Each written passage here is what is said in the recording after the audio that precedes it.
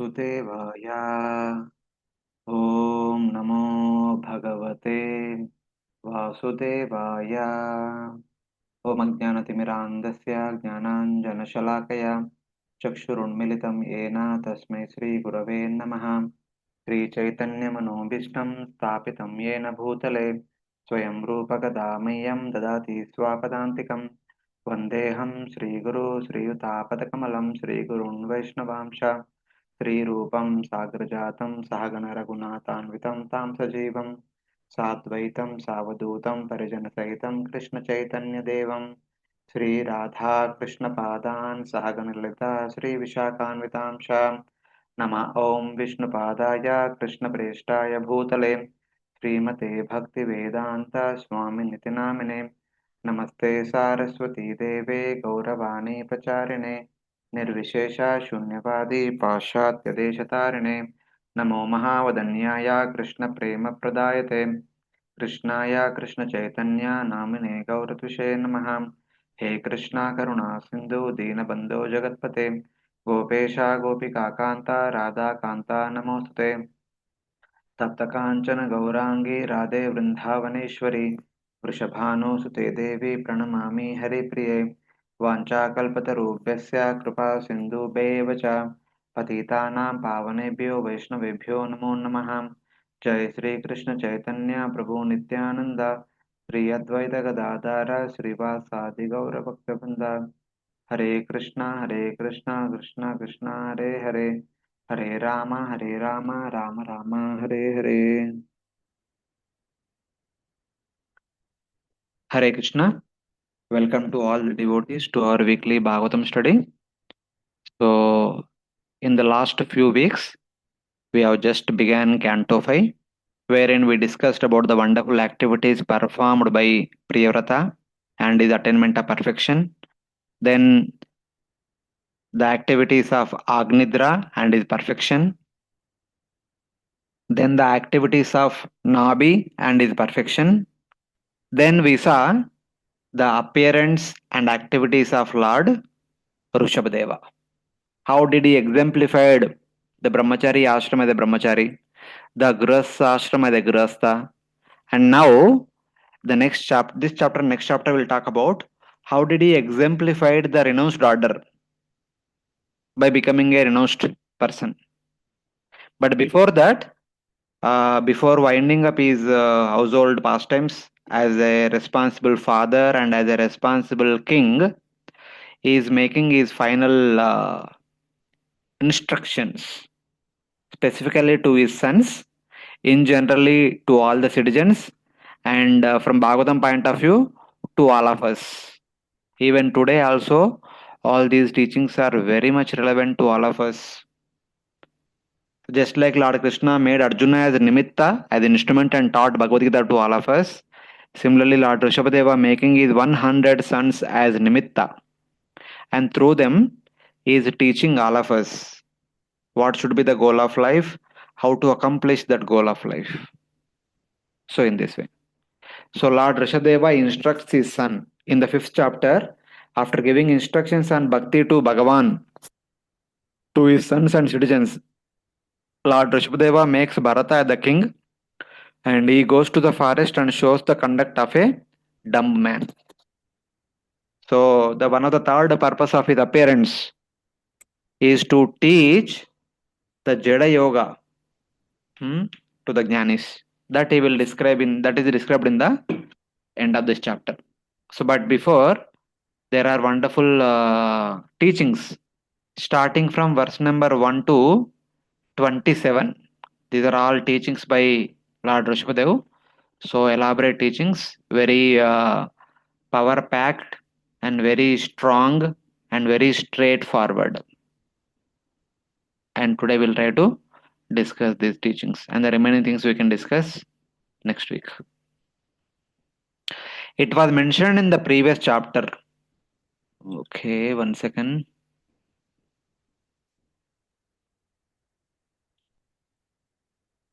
It was mentioned in the previous chapter that Lord Rishabhadeva gave instructions. In order to establish Bhakti Yoga, he first says that Material enjoyment should not be practiced as the goal in life for a person with a human body. Especially for a human being, material enjoyment should not be the goal of life. Instead, attainment of perfection is the goal of life. As Bhagavatam says in the very beginning, the second chapter of the first canto also. Uh, what was that? धर्मस्य हि अपवर्गस्य न अर्थो अर्थाय उपकल्पते. Dharma should be executed to attain apavarga, not for getting artha and fulfilling material desires. So at the very beginning, it has been indicated in the Bhagavatam. The same thing Lord Rushabhadeva repeats now. The human life is not meant for sense gratification or accumulation of the wealth and all, but it is meant for attaining spiritual perfection. So this theme will continue for few verses in the beginning, and then other associated topics will be discussed in the remaining part of the chapter. Rishabh उवाच ऋषभ उवाच नायं देहो देहभाजां नृलोके नायं देहो देहभाजं नृलोके कष्टान् कामान् अर्हते विड्भुजां ये कष्टान् कामान् अर्हति विद्भुजां ये तपो दिव्यं पुत्रकायेन सत्वम् तपो दिव्यं पुत्रकायेन सत्त्वम् शुद्ध्येद्यस्मात् ब्रह्मसौख्यं तु अनन्तम् शुद्धेदस्मात् ब्रह्म सुख्यं तु अनन्तम्. Translation. Lord Rishabhdev told his sons, "My dear boys, all of the living entities who have accepted material bodies in this world, one who has been awarded this human form should not work hard day and night simply for sense gratification, which is available even for dogs and hawks that eat stool. One should engage in penance and austerity to attain the divine position of devotional service. By such activity, one's heart is purified, and when one attains this position, he attains eternal blissful life, which is transcendental to material happiness and which continues forever." So the very first verse only is very strong. Lord Rishabhadeva is very strong in the very first verse. 2 days back, we were having a class. Since Nartana Chaturthi is coming, keeping that in mind, we were discussing a quick summary of the entire Narsingh Leela, wherein we were discussing the teachings of Prahlad Maharaj to his classmates. There is one verse, very nice, very interesting verse. He says, Sukam Aindriyakam Daitya Deha Yogena Dehinam Sarvatra Labhyate Daivad Yata Dukkam Ayatnata. The Indriya Sukha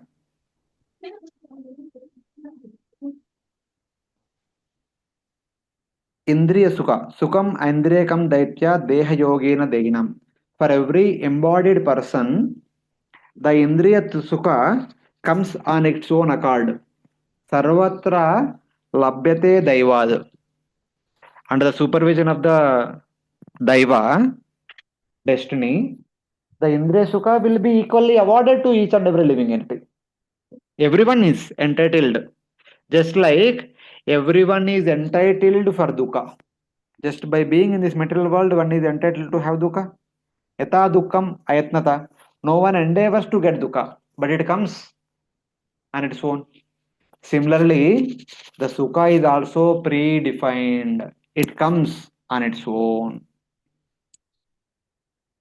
Yata dukkam without endeavor, just like dukkha comes, same way without endeavor also, sukha also will come. Because the sukha, whatever sukha we are supposed to get in this life is the result of our activities in our previous life. It is already predefined. We cannot change. So, whatever energy one has, one should endeavor to please Lord Mukunda. That's what Prahlad Maharaj says.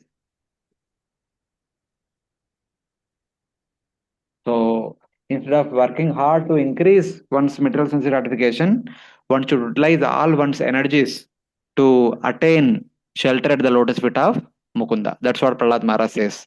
Same way, Rishabhdev is also saying here, Na ayam deho dehabajam ruloke kastan kaman arhate vidbujam je. Kastan means hard work. So one should not work hard to fulfill kama, because that kama, the fulfillment of kama is there for the vidbujam also, stool eaters, the pigs, etc.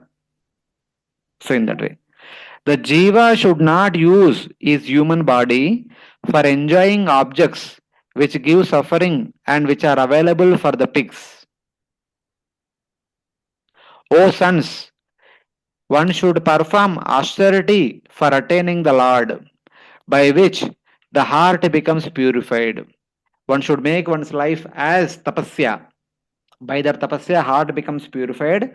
In that purified heart, one attains the Supreme Lord, and then one can experience everlasting happiness. That is called as Brahma Sukha, and which leads to infinite happiness in relation to the Lord. Yasmat Brahma Saukyam tu Anantam. This Brahma Sukha is not ordinary material Sukha. Tu means it is entirely a different. And what is its nature? Anantam. It is everlasting. It will never end. Otherwise, the material happiness is always having a beginning and end. As Lord Krishna says in Bhagavad Gita. Ei samsparshaja bhoga dukkayone evate adi antavanta kaunteya na teshu ramate buddha. Every material sensory gratification which is due to interaction of the senses and sense objects as a beginning, as an end. But every material sensory gratification definitely leads to perpetual misery. So, Nateshu Ramate Buddha. The intelligent people will never take pleasure in material activities.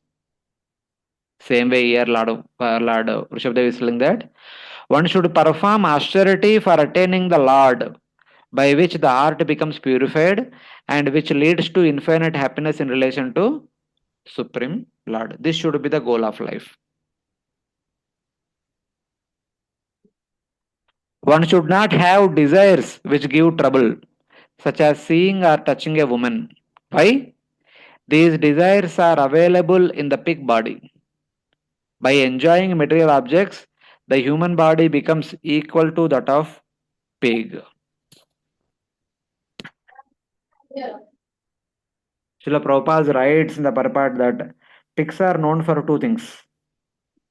They continuously wander, finding out the food in the gutter. This is good, that is good. They run after stool.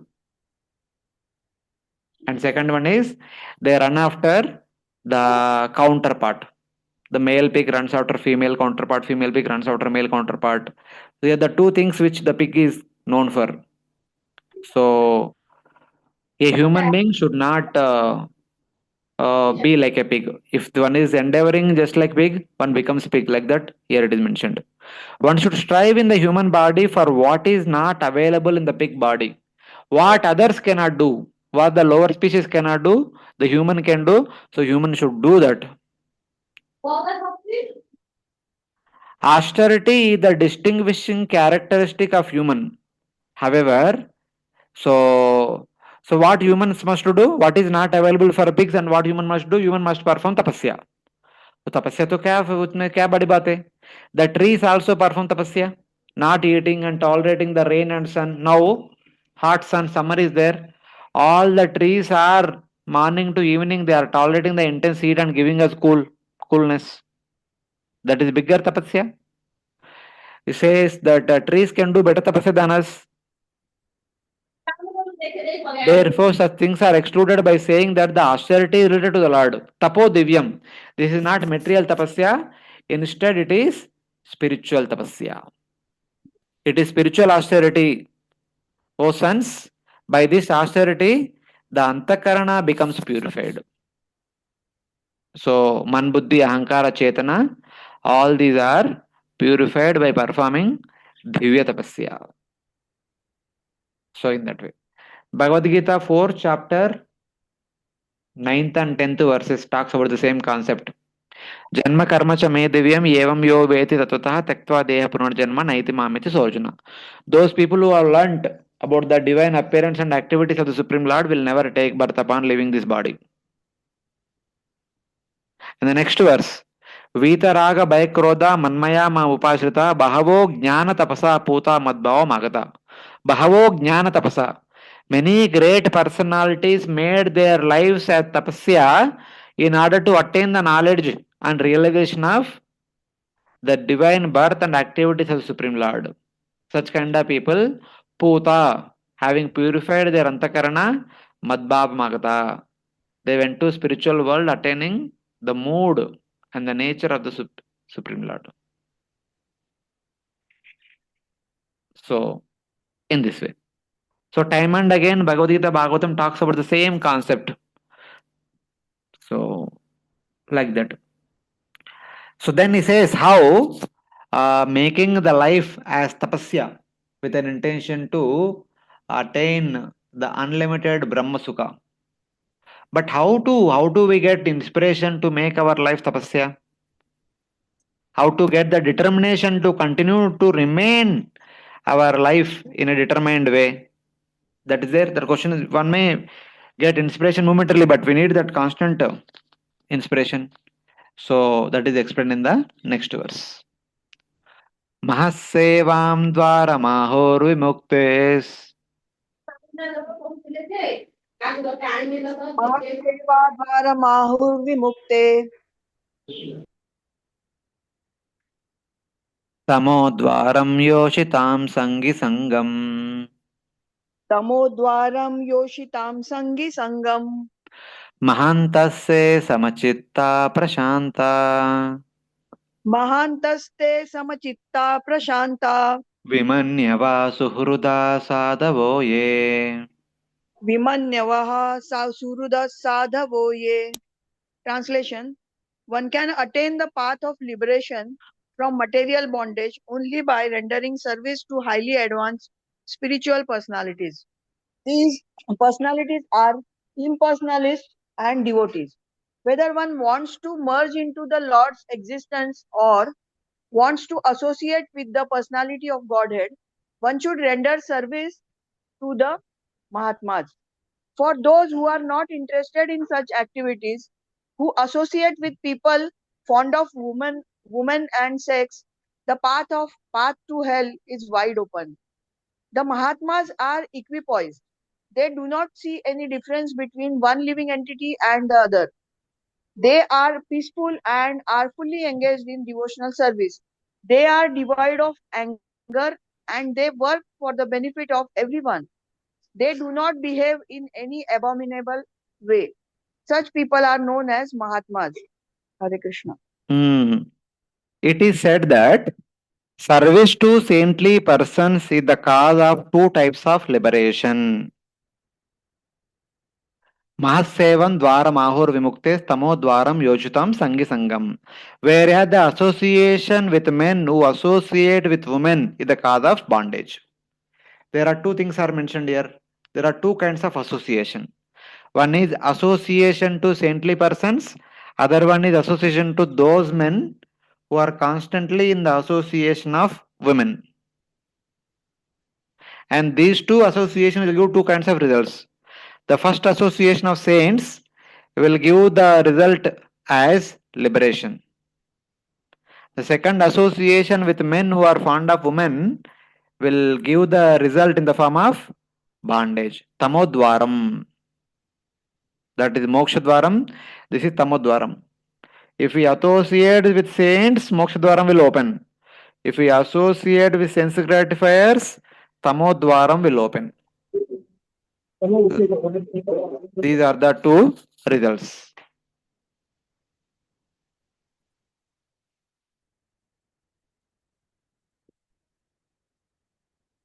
But however, there are two different kinds of saints, two types of saintly person, because the previous verse talked about Brahma Saukyam.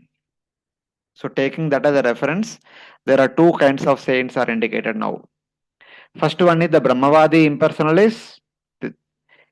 And what is their nature? The Brahmavadi impersonalist sees no difference and completely peaceful. Suhruda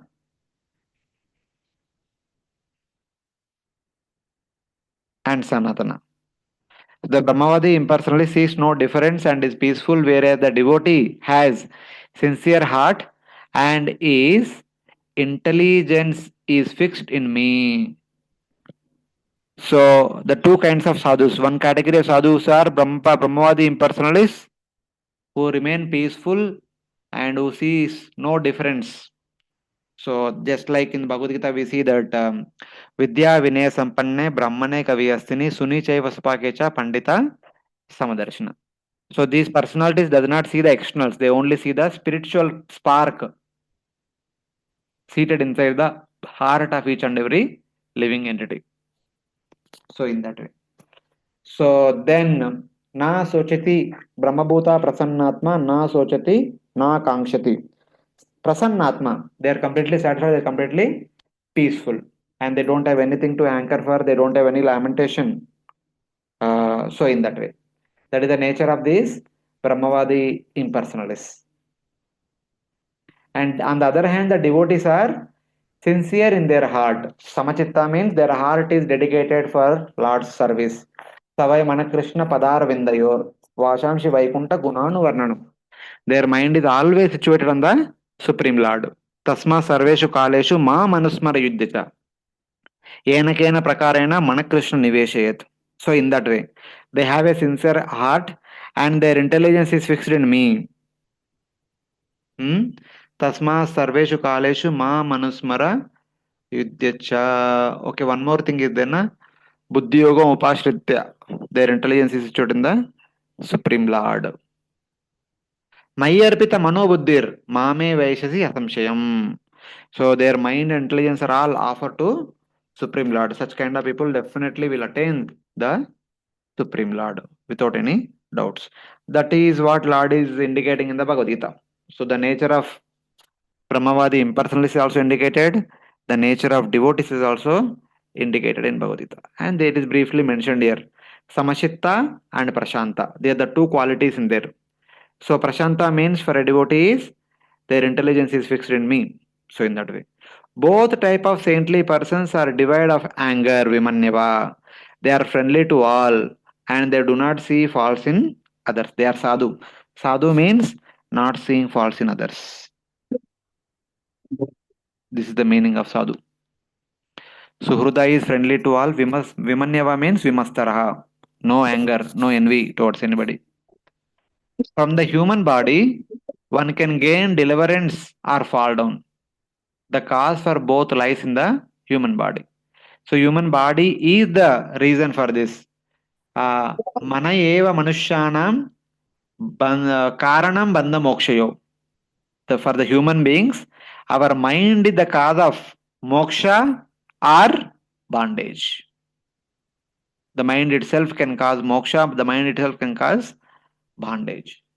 So here it is said as human body, because mind is also part of the human body in that sense. Association the saintly is the door to different types of liberation, because there are 5 types of liberation. That's why it is called vimoksha. So here you can see vimukte mahasevam dwaram ahurmuktes. So by serving Brahmavadi impersonalists, one attains one moksha. By serving other, one attains another moksha. Salukya, Sarishti, Sarupya, Samipya, etc. So it was mentioned in the previous verse that one attains the infinite happiness of Brahman, Brahma Saukyam Anantam.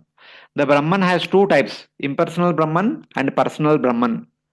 So personal Brahman is Bhagavan, impersonal Brahman is Brahmajyoti. So in that way. Thus the word V indicates a variety of liberations such as Sayuja, Salokya, Saripya, Samipya and Sarupya. Like there are 5 kinds of liberations, all the 5 are possible. Mahantaha also means 2 varieties of saints, worshippers of impersonal Brahman and the worshippers of Bhagavan. Their different qualities are described in double language. So some words are indicating both the personalities. So some words are indicative of one. So in that way. Samachitta means one who sees no difference and one whose heart is sincere. So for Brahmavadis, they see no difference. For devotees, those heart is sincere. Prashanta means one who is peaceful and devotee whose intelligence is fixed in the Supreme Lord.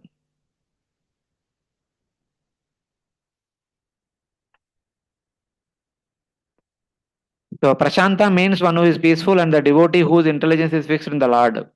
Samo Manishta Buddhe. Sama means intelligence fixed in me. So these two words have one meaning for the Brahmavadis, another meaning for the devotees.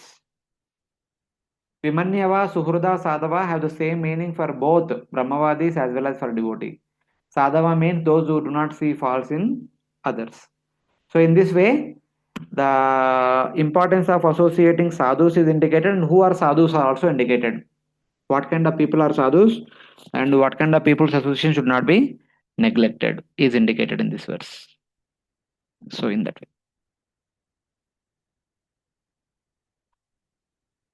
So you are able to follow Hare Krishna?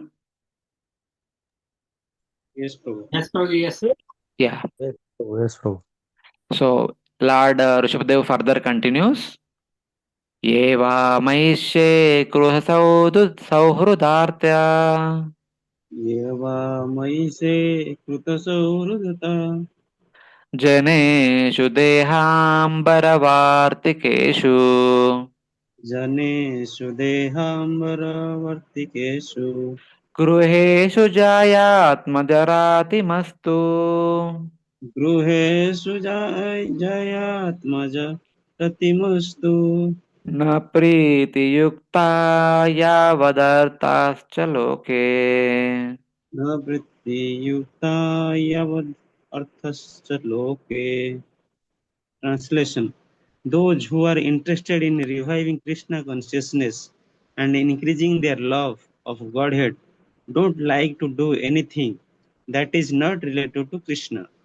They are not interested in mingling with people who are busy maintaining their bodies, eating, sleeping, mating, and defending. They are not attached to their homes, although they may be householders, nor are they attached to wives, children, friends, or wealth. At the same time, they are not indifferent to the execution of their duties. Such people are interested in collecting only enough money to keep the body and soul together. So here, so the most important way one should lead one's life is indicated. The devotee have made their goal of life affection for me. Maya krita sahruda artha. Devotees have completely surrendered to Supreme Lord. For them, the Supreme Lord is the dearmost object. The devotees have made their goal of life affection for me, the Supreme Lord, and do not show affection for persons who enjoy talks about people attached to eating and drinking. They don't show any affection for those people who are only interested in eating and sleeping, eating and drinking. Deha ambara vartikeshu. That means Deha ambara means there is a umbrella that is made up of Deha. Basically, the umbrella only indicates about Deha and the people connected to that Deha. Vartikeshu. For their pleasure, one performs activities. So people who are attached to eating and drinking in relation to the body and the near and dear to the body, and those who have houses, wives, sons, and wealth, they remain in their houses simply to spend their money on glorifying the Lord. Other people remain in their houses to spend money for their sense gratification. But devotees also remain in their house to spend whatever they have for the pleasure of the Lord, for glorifying the Lord. This is the difference. and the devotees are not having so much affection to those people who are only interested in deha dehambara vartikeshu. So in that way, the extraordinary qualities of the second type of person are described now. The second type of person are the devotees. The devotees have their goal, priti for me. Love for the Lord is the goal of life for the devotees. They do not consider anything else as the goal of life. Sridhara Swami, Va, Sridhara Swami says that Va indicates that the devotee is indifferent to everything else. They are not attached to those who enjoy living or discussing with persons attached to maintaining the body with eating and drinking, who have houses with wives, children, and wealth. So the devotees are not interested, not attached to so much to those people who simply live in their homes and spend their time how to increase their bodily sense gratification. So in that way, just maintaining the body with eating and drinking. So in that way, why do the devotees remain in their houses? Then the devotees, if these are the activities done by the people in general in their houses, then devotees should not stay in the houses. Then the Lord Rushabhadeva says that no problem, one can stay in the house but not perform, not only engage in those things. Since the devotees perform bhakti, such as serving the Lord's lotus feet, which requires wealth, by that wealth that they possess in a family, uh, they remain in their houses. For serving the Lord, one need wealth. So house means wealth. So they remain in the houses and utilize all the wealth to serve the Lord. That's why they stay. The only purpose devotees stay in the house is to serve the Lord, to glorify the Lord. So in that way, such kind of devotees association should be aspired. In such kind of devotees association, the door to Vaikuntha will be opened. So this should be the purpose of human life. So the first three verses talks about the important purpose of the human life. If we don't become vigilant of this important purpose of human life, then we'll continue in the cycle of transmigration. If we don't do this, what happens? That is explained in the next three verses. Nunam pramatta kurute vikarma Nunam pramatta kurute vikarma yadindriya pritaya apranoti yadindriya pritaya aproti न साधु मन्ये यतात्मनोऽयम् sadhu manne yatatmanoyam असन् अपि क्लेशद आशदेहा. atannapi klesada sadeha. Translation. When a person considers sense gratification the aim of life, he certainly becomes mad after materialistic living and engage in all kind of sinful activity. He does not know that due to his past misdeeds, he has already received a body which, although temporary, is the cause of his misery. Actually, the living entity should not have taken on a material body, but he has been awarded the material body for sense gratification. Therefore, I think it not befitting an intelligent man to involve himself again in the activities of sense gratification by which he perpetually gets material bodies one after another. The inattentive jiva, ayam pramatta atmanaha.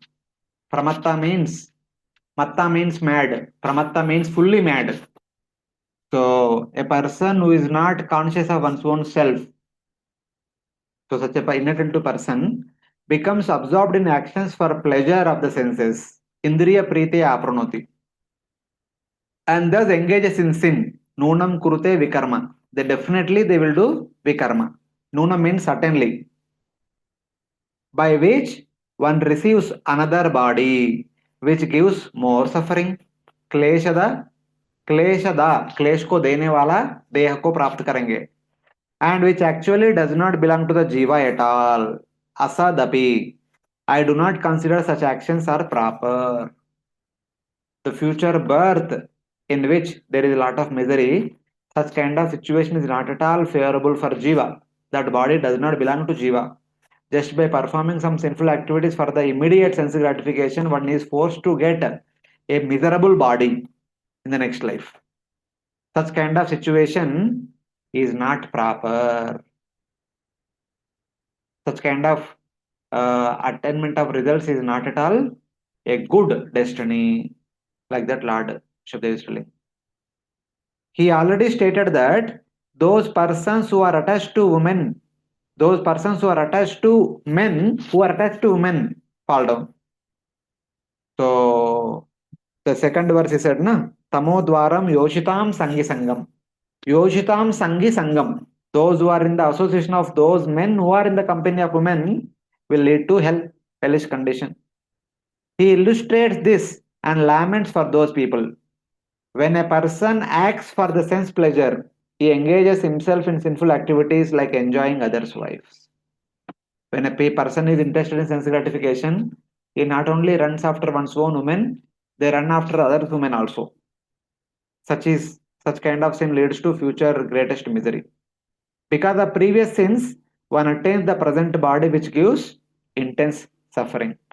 With this body, one again performs sinful activities, and I do not consider this kind of situation is not proper. This body does not actually belong to Jiva. The Shruti says, Asangohi Ayam Purusha. The Jiva is not associated with the material body. Though we are living in this body, we are forcefully living in this body. The Paramatma, Jivatma, is not at all compatible with this material body. So, in that way. So, since Paramat Jivatma is not compatible with the material body, changing body after body, it is not at all good situation for the Jivatma. I lament for such kind of forced bondage, like that Lord Rushabhadeva is saying. So somebody may say, no, हम endeavor करेंगे, हम करके दिखाएंगे, मनुष्य जीवन मतलब full of happiness, हम आनंद को लूट के दिखाएंगे. Like that one may say, one may challenge the Lord. You are unnecessarily so too optimistic. You always speak negatively only. But actually human life is full of lot of enjoyment is there. One can enjoy like anything. I can show you. Like that one may say boast. But Lord Rushabhdev says now, Parabhavasta vadabodha jato पराभवस्त तावदबोधजातो yavanna jignasata atmatatvam यावन्न जिज्ञासतात्मतत्त्वम् yavat kriyasthavadidam mano vai यावत्क्रियतावदिदं मनो वै कर्मात्मकं येन शरीरबन्धः कर्मात्मकमेन शरीरबन्धः. Translation: as long as one does not inquire about the spiritual values of life, one is defeated and subjected to miseries arising from ignorance. But it's sinful or pious, karma has its resultant actions. If a person is engaged in any kind of karma, his mind is called karmatmaka, colored with fruitive activity. As long as the mind is impure, consciousness is unclear, and as long as one is absorbed in a fruitive activity, is to accept a material body.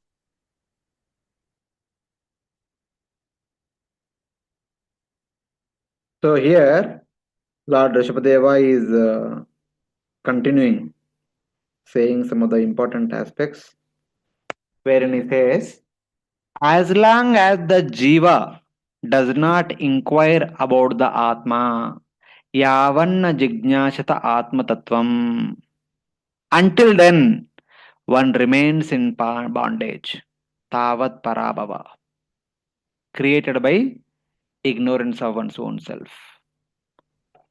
जब तक हम आत्मजिज्ञास के लिए प्रयास नहीं करेंगे, तब तक हम भौतिक बंधन को स्वीकार करना ही पड़ेगा. As long as one performs pious or sinful activities, the mind remains absorbed in action. By this, the bondage to repeated bodies continues. One may be in Swarga, one may be in Naraka. Both are bondage only. Pious activities may take one to Swarga, impious activities may take one to Naraka, but both are bondage only. तेतां भुक्त्वा स्वर्गलोकं विशालं क्षीणे पुण्ये मर्त्यलोकं विशन्ति एवं त्रयी धर्म मनु प्रपन्ना गतागतं काम kama labante. Once who has gone to Swarga, then they come back, they again perform same Vedic rituals, again go to Swarga. So mind is only focused on those things. So only when one is focused on Atma Tattva, Jijnasaya Atma Tattvam. The same thing is mentioned in the first canto also. So as long as a person is existing, one should endeavor for not for Artha, not for Kama, but Atma Tattva. Understanding Atma Tattva. That should be the purpose of life. Then one should perform pious activities. So in the previous verse, it talked about sinful activity. Then one may say that no, one should perform pious activities. Then Lord Rushabhadeva says, since pious acts are also a cause of samsara and thus cause suffering, one should therefore engage in jnana, which destroys both sin and piety.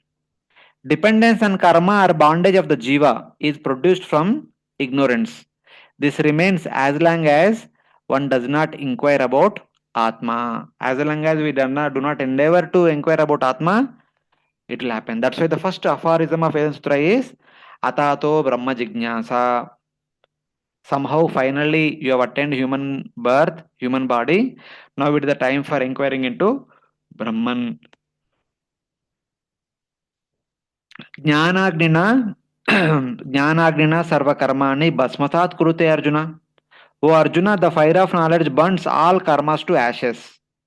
As long as knowledge does not arise, karmas are not destroyed. As long as pious and sinful activities remain, the mind will remain absorbed in those actions. Because of the mind absorbed in the actions, bondage to the bodies continues. Bondage will not cease. So, like this, it is indicated.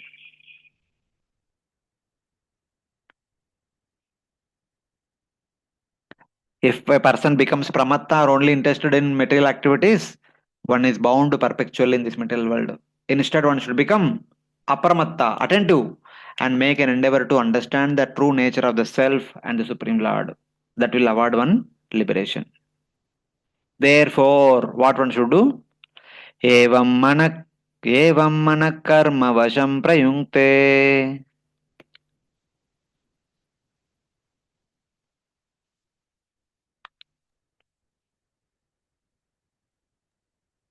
एवं मन एवं कर्म वशं प्रयुङ्खे Avidyayatmani upadiyamane. अविद्ययात्मन्य उपधीयमाने प्रीतिर्न यावन्मयि वासुदेवे प्रीतिर्न यावन्मयि वासुदेवे नमुच्यते देहयोगेन तावत्. न मुच्यते देहयोगेन तावत्. तो fifth श्लोक है missing. नो अभी डिस्कस किया. Complete किए. Hmm. Translation to the sixth. When the living entity is covered by the mode of ignorance, it does not understand the individual living being and the supreme living, and his mind is subjugated by fruitive activity. Therefore, until one has love for Lord Vasudeva, who is none other than myself, he is certainly not delivered from having to accept a material body again and again. Hmm. Thus, karmas make the mind fixed upon further action. Since the jiva is engaged in action by ignorance, having accepted a subtle body, as long as one does not have devotion for me, devotion unto Lord Vasudeva, one will not be liberated from the body. Because the material activities are so, what we can say, so overwhelming. One does not want to get away with them. One wants to perform again and again, repeatedly. So, as long as one does not develop bhakti for the Supreme Lord, one cannot be delivered from this material existence. That is the only way. Otherwise, one's perpetual bondage and perpetual misery will continue on and on. How does the mind become absorbed in action? Ancient or recent karmas make the mind fixed in action. In this way, the mind becomes absorbed in action. Whatever little pleasure we have experienced, that pleasure will drive us run after that material enjoyment one again and again and again and again, for which one works very hard. One becomes absorbed in that object upon which one depends. However, the actions of the liberated soul are excluded from this analysis. While the jiva, even sometimes the devotees also work very hard, but that working very hard by the devotees is not for material sense gratification, but for pleasing the Supreme Lord. That is a different thing. That is excluded. While the jiva is engaged by ignorance with a covering of the subtle body, one will remain with a material body as long as bhakti, which uproots all the karmas, does not appear. Until bhakti manifests in the heart, one's karma will continue and the karma bondage should continue in this material world. Therefore, develop bhakti for Lord Vasudeva. That is the request of Lord Rushabhadeva. So, if one cannot develop pure bhakti, at least develop bhakti mishra jnana. The first state is bhakti unto my Vasudeva, Lord Vasudeva. That is a pure devotional service. If one cannot attain pure devotional service, at least develop bhakti mishra jnana. Understanding the true nature of the material world and understanding the true nature of the spirit soul, elevate yourself. That is called bhakti mishra jnana. So that is explained in the verses from 7 to 9. Any questions till now? Is everyone okay? All of you are following?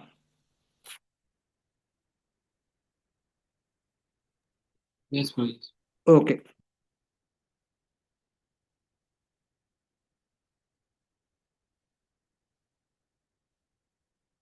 So first from 7 to 9 he talks about Bhakti Mishra Jnana. After that he will talk about Jnana Mishra Bhakti. Here Bhakti is minority component and Jnana is majority component. Let us see what it means. Yada na pashyata yata guneham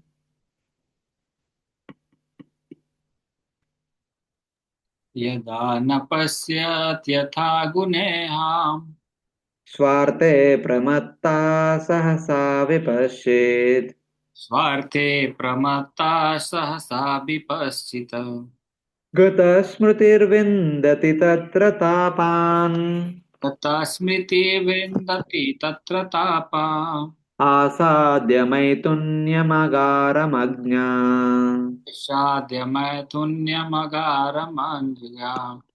Even though one may be very learned and wise, he is mad if he does not understand that the endeavor for sense gratification is a useless waste of time. Being forgetful of his own interests, he tries to be happy in the material world, centering his interest around his home, which is based on sexual intercourse and which brings him all kinds of material desires. In this way, one is not better than a foolish animal.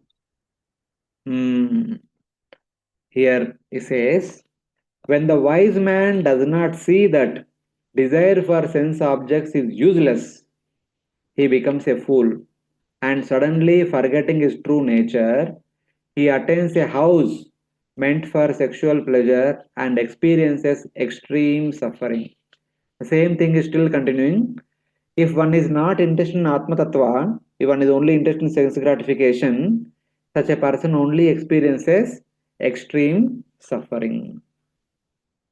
Freedom from karma takes place at the mature stage of jnana mixed with bhakti, not at the immature state. So when one practices and attains much progress in that path, then there is freedom, but immediately will not take place. Same thing is mentioned. Superficial understanding of what is what does not liberate one. So that is understanding. When even the wise man does not see desire for desire for sense objects such as sound as useless, such a person suddenly loses his memory and experiences great pain after attaining the house meant for sexual pleasure. So this is like 10th offense. In spite of knowing so many things, still those who are attached to material sense gratification, nothing will happen. So same thing is mentioned here. Yada anupashyati, When the wise man sees the actions of the senses falsely, thinking the actions to be his alone, he suddenly loses his memory of his true self. Even wise man thinks that I am the doer, I entitled to enjoy the results. That's all done. Because the true understanding of things of this world is prakrite kriyamanani gunai karmani sarvasha ahankara vimudatma kartaham iti mannati. All activities are done by prakriti only. The jivatma is only a witness. If somebody says that I am the doer, I entitled to enjoy the results, bondage is done.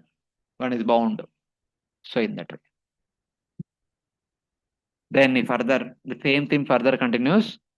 Umshastriya maituni bhavametat.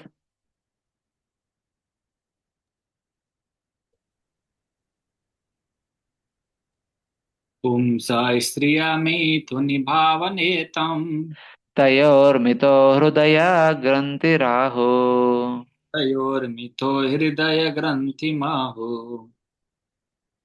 अतो गृहक्षेत्रसुताप्तवित्तैर् अतो गृहक्षेत्रसुताप्तवीते जनस्य मोहोऽयमहं ममेति.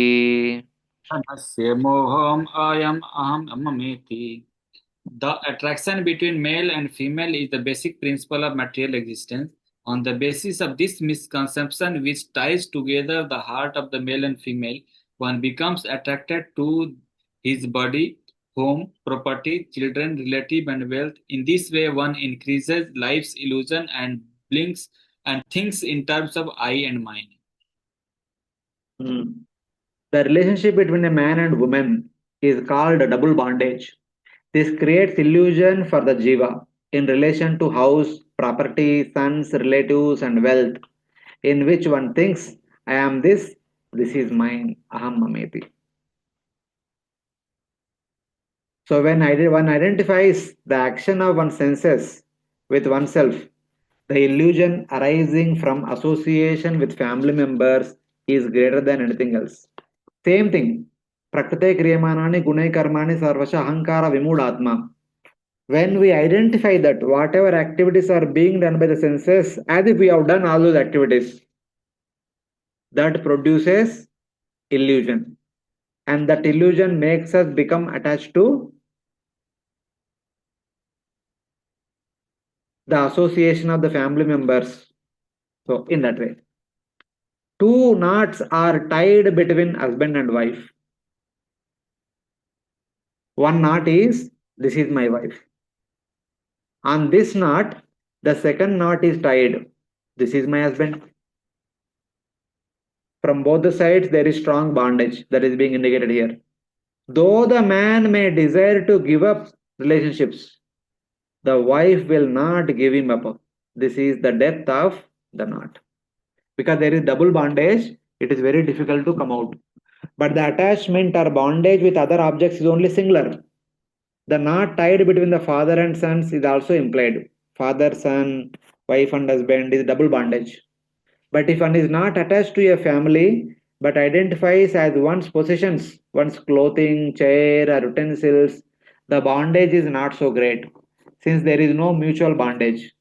Because of the mutual knots in the heart, one falls under illusion thinking that I am the householder, this is my house. So, here Lord Rushabhadeva says, when we are not interested in Atma Tattva, we become attached to things of this world and people of this world. Things of this world will offer us one bondage, but people of this world will offer us double bondage. It is very difficult to come out of this double bondage. But one thing kindly note, even though the verse is talking about wife and husband, children and all these are seen in terms of material enjoyment as object of enjoyment that should be considered. For devotees, with wife, husband, children, all together are serving the Lord. So, if all of them are there to help each other to serve the Lord in a better way, that is Vaikuntha atmosphere. So, here these verses, Lord Rushabhadeva is not discussing about that. Here is discussing in that context where each person sees other person as the object of one's enjoyment. So, in that context. Then he says, then therefore what one should do? If this is the result, if you are apramatta, then what one should do?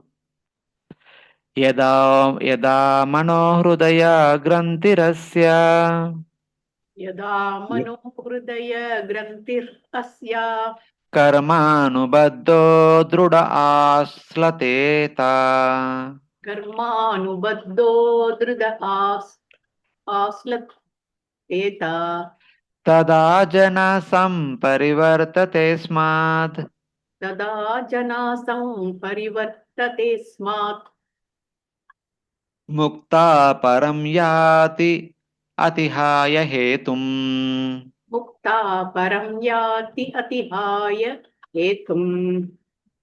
When the strong knot in the heart of a person implicated in material life due to the results of past action is lengthened, one turns away from his attachment to home, wife, and children. In this way, one gives up the basic principle of illusion, I and mine, and becomes liberated. Thus, one goes to the transcendental world. The solution is given here. When the knot in the heart or mind, though tied tightly by karmas, that knot becomes loose. When that knot becomes loose, then a person becomes free from the bondage between man and woman. Giving up ahankara, one becomes liberated and attains the supreme abode. Only when the knot becomes loose, then only one becomes qualified to attain liberation. Until then, one will continue in this material world. That is understanding. This verse explains when liberation takes place. When the knot in the heart, in the mind, though bound by karmas for the karmas of the jiva, becomes loosened by practice of jnana and vairagya, by the practice of jnana yoga and ashtanga yoga, one becomes detached from the condition of husband and wife. Having given up the cause, the covering of ahankara, one becomes liberated and attains the supreme abode of liberation. Therefore, slowly by practicing Nishkama Karma Yoga as a householder and Jnana Yoga and Ashtanga Yoga as a renounced person, slowly the knot becomes loosened. Then one attains liberation through the process of Bhakti Mishra Jnana. So this is one way where one can endeavor to attain liberation. So this kind of liberation is indicated for the Brahmavadi impersonalists. The Brahmavadi impersonalists follow this path and attain liberation by hard labor, hard working. Then what about devotees? How will the devotees will attain liberation? There are Uttama Bhaktas who are completely dedicated to Vasudeva, but there are Mishra Bhaktas, Karma Mishra Bhakta, Jnana Mishra Bhaktas and all, they are there. How do they attain liberation? How do they attain perfection of their life? That is explained in the next 4 verses, 10 to 14. These 14 talks about how Mishra Bhaktras will try, endeavor and attain perfection. So, just like in Bhakti Rasamur Sindhu, Nectar of Devotion, Srila Rupa Goswami talks about 64 Angas of Bhakti. So, Bhakti means we are supposed to do 64 different items according to time, place, circumstance in our day-to-day devotional service. All the way ending with Madhura Vasa, Name Ruchi, Vaishnava Seva, Bhagavad Seva, and Srimurti Seva and Madhura Mandal Seva. That is the 64th item. But starting with Ado Guru Padashraya. So those items are presented in a reduced group, in a reduced number of list. There we have a list of 64 items. Here Srila Rupa Goswami, here Srila Sukadeva Goswami gives a list of 25 items, I suppose. So let us see what are they. Hamse Gurau Mai Bhaktyanu Hamse Gurau Mai Bhaktyanu Vitrushnaya Dvandati Tikshaya Cha Vritsnaya Dvantavati Tikshaya Cha Sarvatra Jantorvyasanavagatya Sarvatra Jantor Yasanavagatya Jignasaya Tapaseha Nivritya Jignashaya Tapaseha Nivritya मत्कर्मभिर्मत्कतया च नित्यम् मत्कर्मभिर्मत्कथाय नित्यं मद्देव सङ्गात् गुणकीर्तनं मे मद्देव सङ्गाद्गुणकीर्तना मे निर्वैरसाम्योपशमानपुत्रा निर्वैरसाम्योपशमेन पुत्रा जिहासया देहगेहात्मबुद्धे जिगासया देहगेहात्मबुद्धे. Prabhuji, translation is for the up to 13. Okay, wait. What should I read? No, we'll read. अध्यात्मयोगेन विविक्तसेवया अध्यात्मयोगेन विविक्तसेवया प्राणेन्द्रियात्माभिजयेन सदृक् प्राणेन्द्रियात्माभिजयेन सदृक् सश्रद्धया ब्रह्ममयेन शश्वत् सश्रद्धया ब्रह्ममचयेन सस्वत् असम्प्रमादेन यमेन वाचाम् असम्प्रमादेन यमेन वाचाम् सर्वत्र मद्भावविचक्षणेन सर्वत्र मद्भावविचक्षणेन ज्ञानेन विज्ञानविराजितेन ज्ञानेन विज्ञानविराजितेन योगेन धृत्युद्यमसत्त्वयुक्तो योगेन धृत्युद्यमसत्त्वयुक्तो लिङ्गं व्यपोहेत् कुशलोऽहमाख्यात् लिङ्गं व्यपोहेत् कुशलोऽहम् आख्यम्. Oh, my sons, you should accept a highly elevated Paramahamsa, a spiritually advanced spiritual master. In this way, you should place your faith and love in me, the Supreme Personality of Godhead. You should detest sense gratification and tolerate the duality of pleasure and pain, which are like seasonal changes of summer and winter. Try to realize the miserable condition of living entities who are miserable even in the higher planetary systems. Philosophically inquire about the truth, then undergo all kinds of austerities and penances for the sake of devotional service. Give up the endeavor for sense enjoyment and engage in the service of the Lord. Listen to discussions about the Supreme Personality of Godhead and always associate with devotees. Chant about and glorify the Supreme Lord and look upon everyone equally on the spiritual platform. Give up enmity and subdue anger and lamentation. Abandon identifying the self with the body and the home and practice reading the revealed scriptures. Live in a secluded place and practice the process by which you can completely control your life, air, mind, and senses. Have full faith in the revealed scriptures, the Vedic literatures, and always observe celibacy. Perform your prescribed duties and avoid unnecessary talks. Always thinking of the Supreme Personality of Godhead, acquire knowledge from the right source. Thus, practicing Bhakti Yoga, you will patiently and enthusiastically be elevated in knowledge and will be able to give up the false ego. So these are various angas of bhakti, just like Rupa Goswami stated in the Bhakti Sindhu, same way. One can destroy the subtle body called ahankara by devotion to Guru. First one is Ado Guru Padashraya. And then devotion to Guru, devotion to me as Paramahamsa. Mai Hamsa means first of all devotion to Guru, then devotion to Supreme Lord. And by lack of desire, with Trishna, no material desires. By tolerance of dualities, Titiksha, Dvandaya Titikshaya. By understanding the suffering of all jivas, Sarva Jantoho Vyasana Avagatya, Janma Mrityu Jara Vyadi Dukkha Doshan Darshanam, as Bhagavad Gita Lord Krishna says. By inquiry into Bhakti and the Lord, Jijnasa. By austerities, Tapasa. And by rejection of everything except the Lord, Iha Nivritya. One can destroy the subtle body called ahankara by actions dedicated to me, mat karmabir, perform activities dedicated to Supreme Lord.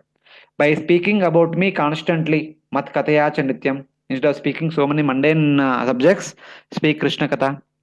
By association with the devatas of whom I am the master, discussing about the activities of devatas in relation to Supreme Lord, like Samudra Manthan episode, this episode, like for currently now Narsingadev pastime is going to come.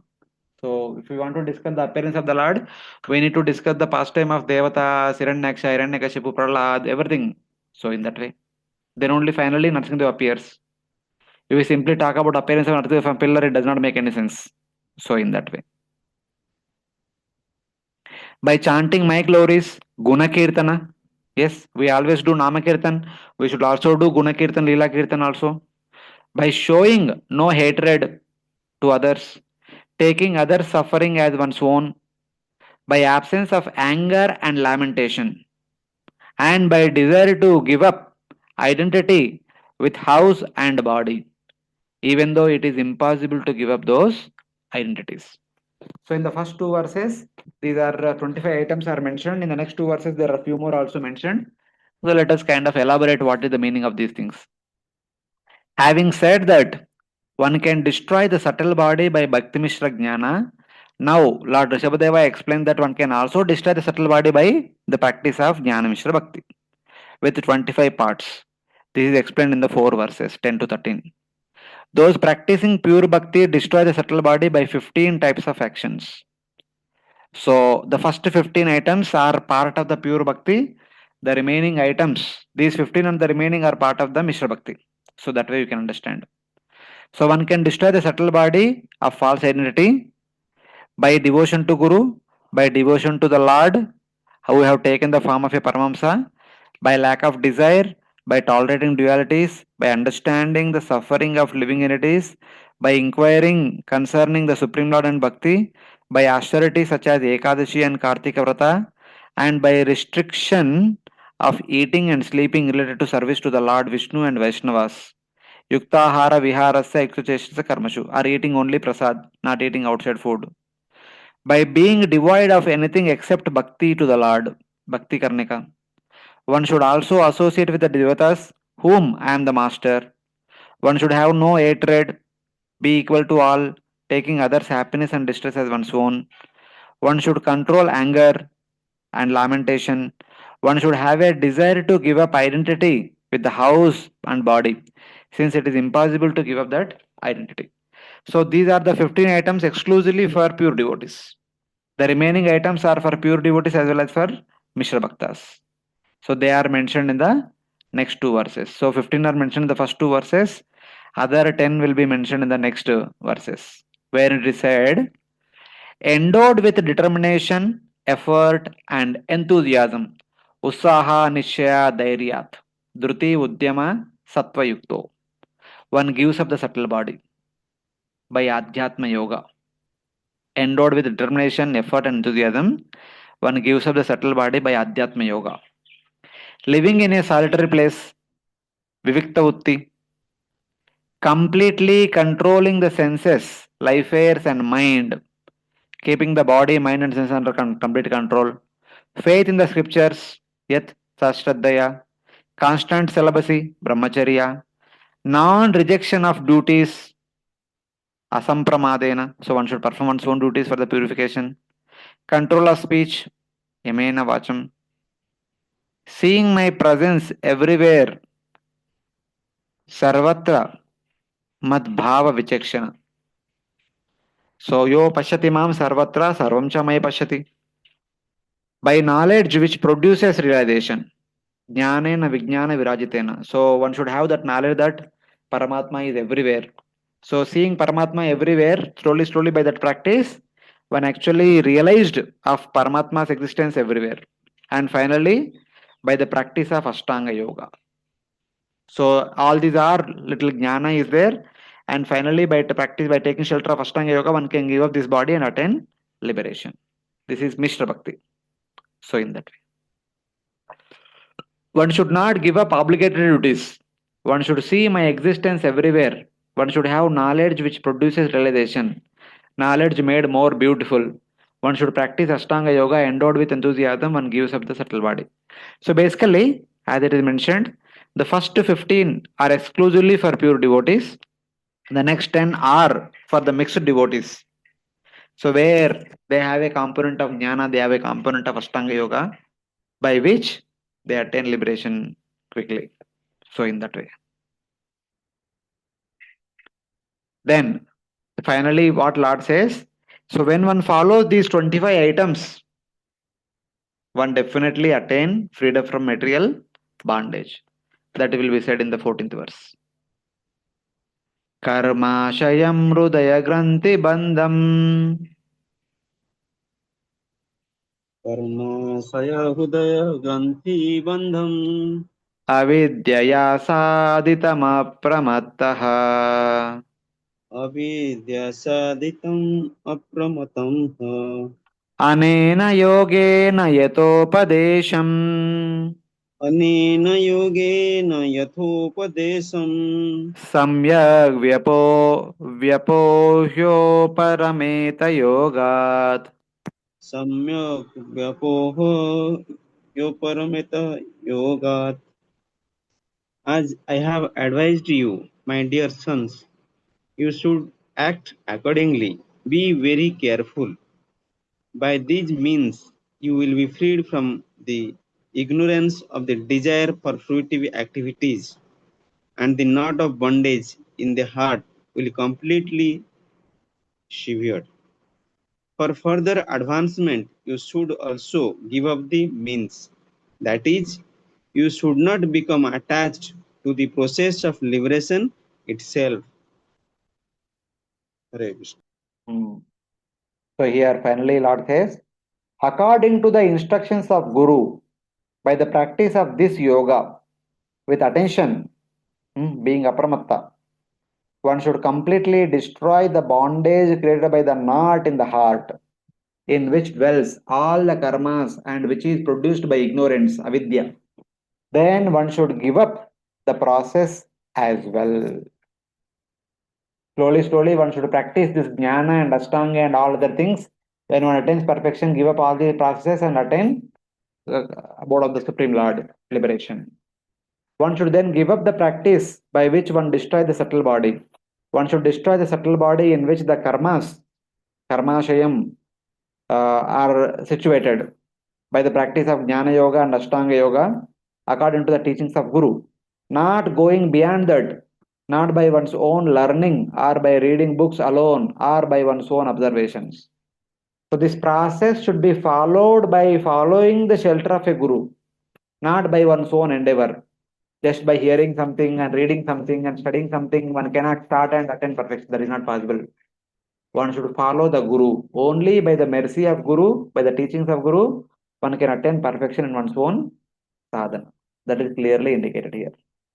Then one should give up the method, Jnana Yoga and Ashtanga Yoga, in order to destroy the subtle body, but not the method for realizing the Lord. One should practice bhakti in order to gain knowledge of the Supreme Lord. Actually, this concept is very nicely presented in Bhagavad Gita. If you remember in Bhakshasri, also previously in the Bhagavatam also we discussed. A householder is supposed to perform Nishkama Karma in a normal traditional yoga system and all, supposed to perform Nishkama Karma Yoga. At the right time, when one attains sufficient amount of purification, one takes to Vanaprastha. When one enters into Vanaprastha, one only entitled to perform Vanaprastha duties. Then one should not perform Gurastha duties. That means one gives up Gurastha Dharma, Nishkama Karma Yoga. Then one practices Jnana Yoga or Ashtanga Jnana Yoga. When one attains a sufficient amount of detachment, then one can practice Ashtanga Yoga. By the practice of Ashtanga Yoga, slowly, asana, pranayama, pratyahara, dharana, dhyana, samadhi. When one comes to samadhi state, one becomes Jivan Mukta. Then, giving up that Ashtanga Yoga, just practicing Bhakti Yoga, meditating on the Supreme Lord, one realizes the Supreme Lord and attains perfection. That is like gradually step-by-step process. The same thing is mentioned in these two slokas of 18th chapter of Bhagavad Gita. Brahma Bhuta Prasannatma Na Sochati Na Kankshati Samat sarveshu bhuteshu madbhaktim labate param. Here it is said, when one practices Jnana Yoga or Ashtanga Yoga, being in the renounced order of life, either Vanaprastha or Sannyasa, one finally comes to Jivan Mukta platform or Samadhi platform. By Jnana Yoga, one comes to Jivan Mukta platform, and by Ashtanga Yoga, one comes to Samadhi platform. What are the characteristics of this platform? Brahma Bhuta. One attain in the Brahma Bhuta platform. Prasantatma. One Prasannatma, one is completely satisfied with the self. Na Sochati, Na Kankshati. He does not have any material hankering and material lamentation. Samas Sarveshu Bhuteshu only sees Atma everywhere. And then one gives up that sadhana. May it be Bhakti Yoga, Jnana Yoga, or may it be Ashtanga Yoga. Then one remains with Bhakti Yoga. So with that Bhakti Yoga, Bhaktyamam Abhijanati. Yavan Yas Chasmi Tatvataha. According to Tatvataha, one will realize, one will understand me and one will realize me. So what do you mean by realizing the Lord? Tato Mam Tatvato Jnatva. Tatvataha one understands my Brahman feature or my Bhagavan feature. Tat means Brahman, Mam means Bhagavan. Then Vishatita Antaram. Those who are realized Brahman feature, they will enter into Brahmajyoti. Those who have realized Bhagavan feature, they enter into Vaikunta. Salokya Sarishti Samipya Sarupya. In this way, they attain liberation.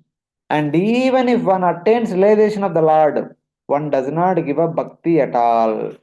For example, Atma Ramascha Munayo Nirganta Pivurukrame Kurvanti Ahetukim Bhakti Nittam Bhuta Gunohari. One classical example is Sukadeva Goswami himself. Sukadeva Goswami, when he was in the womb of his mother, he was a strict Brahmavadi. But when he came out of the womb of his mother, he started walking into the forest. There he heard 3 verses spoken by the disciples of Vyasadeva. Then he returned.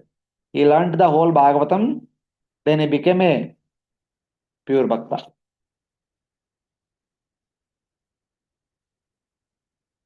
So previously he was a Brahmavadi, but now he has given a Brahmavada. He is Jivan Mukta, but now he continues to practice bhakti only because the pastimes of the Lord are so attractive, so attractive. His heart is always dwelling upon the pastimes of Spirit Lord. So in this way.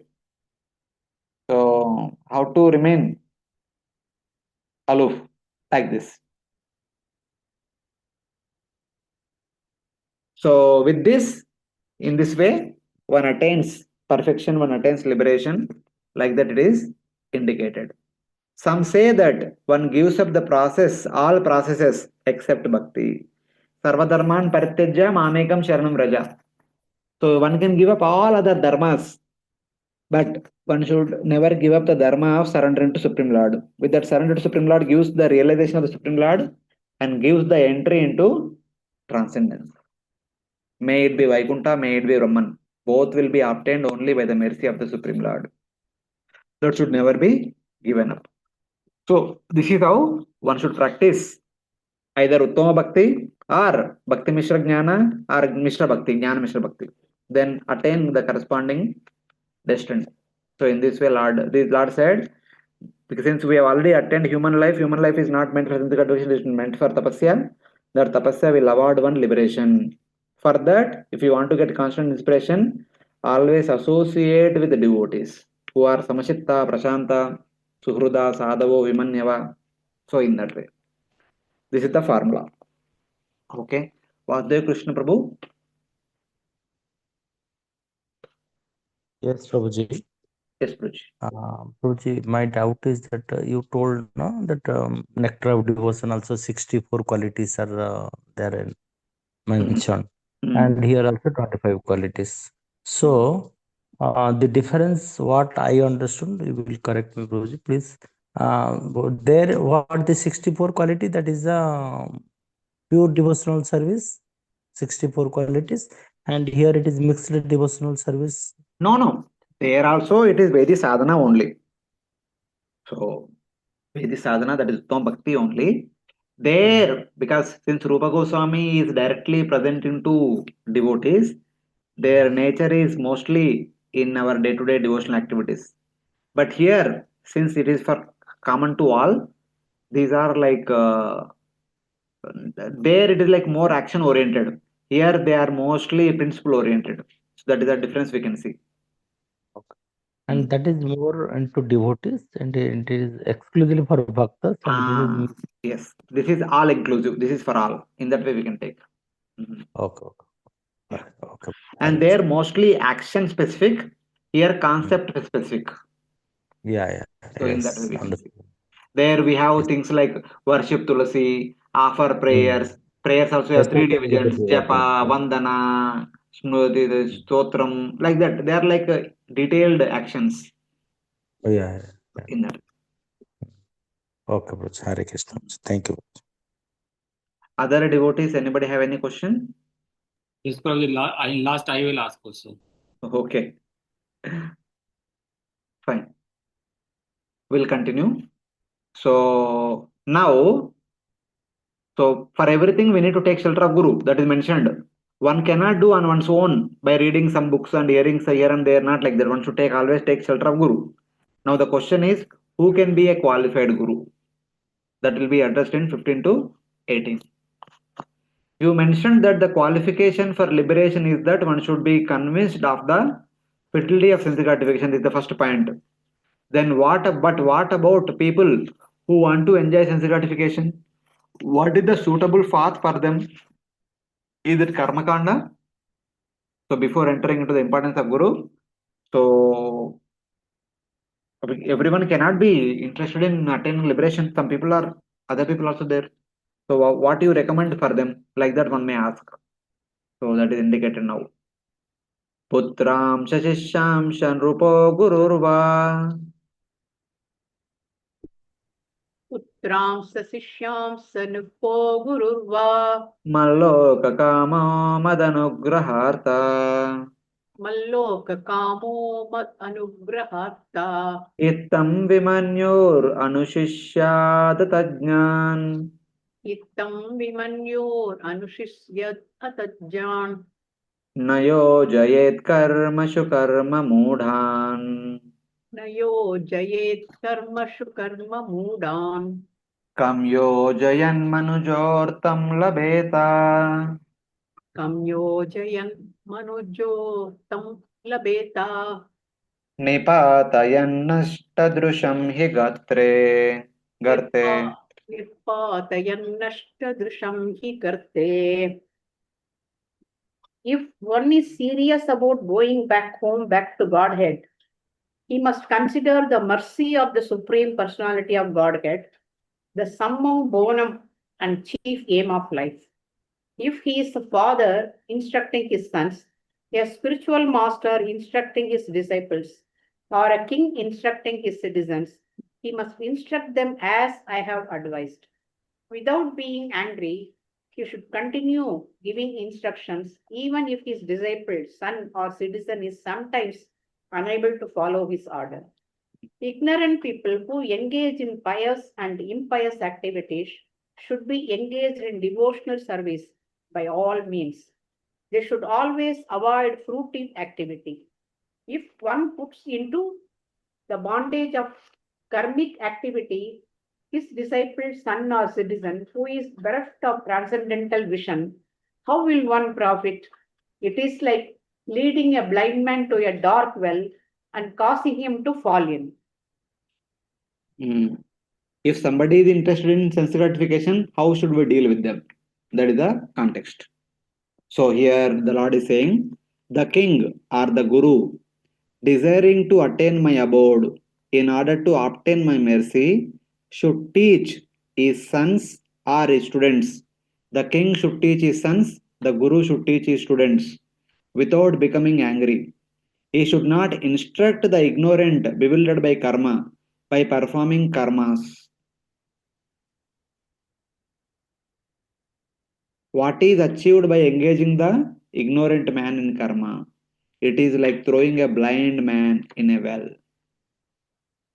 So when a person is too attached to karma, the teacher should not be teaching them how should do karma better. No. Instead, they themselves should show how to practice bhakti, which is similar to karma, and inspire them to practice bhakti. So in that way. Having described the qualities of bhakti and impersonalization, including in it, the Lord here explains that The teacher of bhakti should also achieve the goal. The teacher should not be angry if the students are unable to learn. He should not instruct them on performance of karmas, as in the following verse. There is one verse comes in the Bhagavad Gita.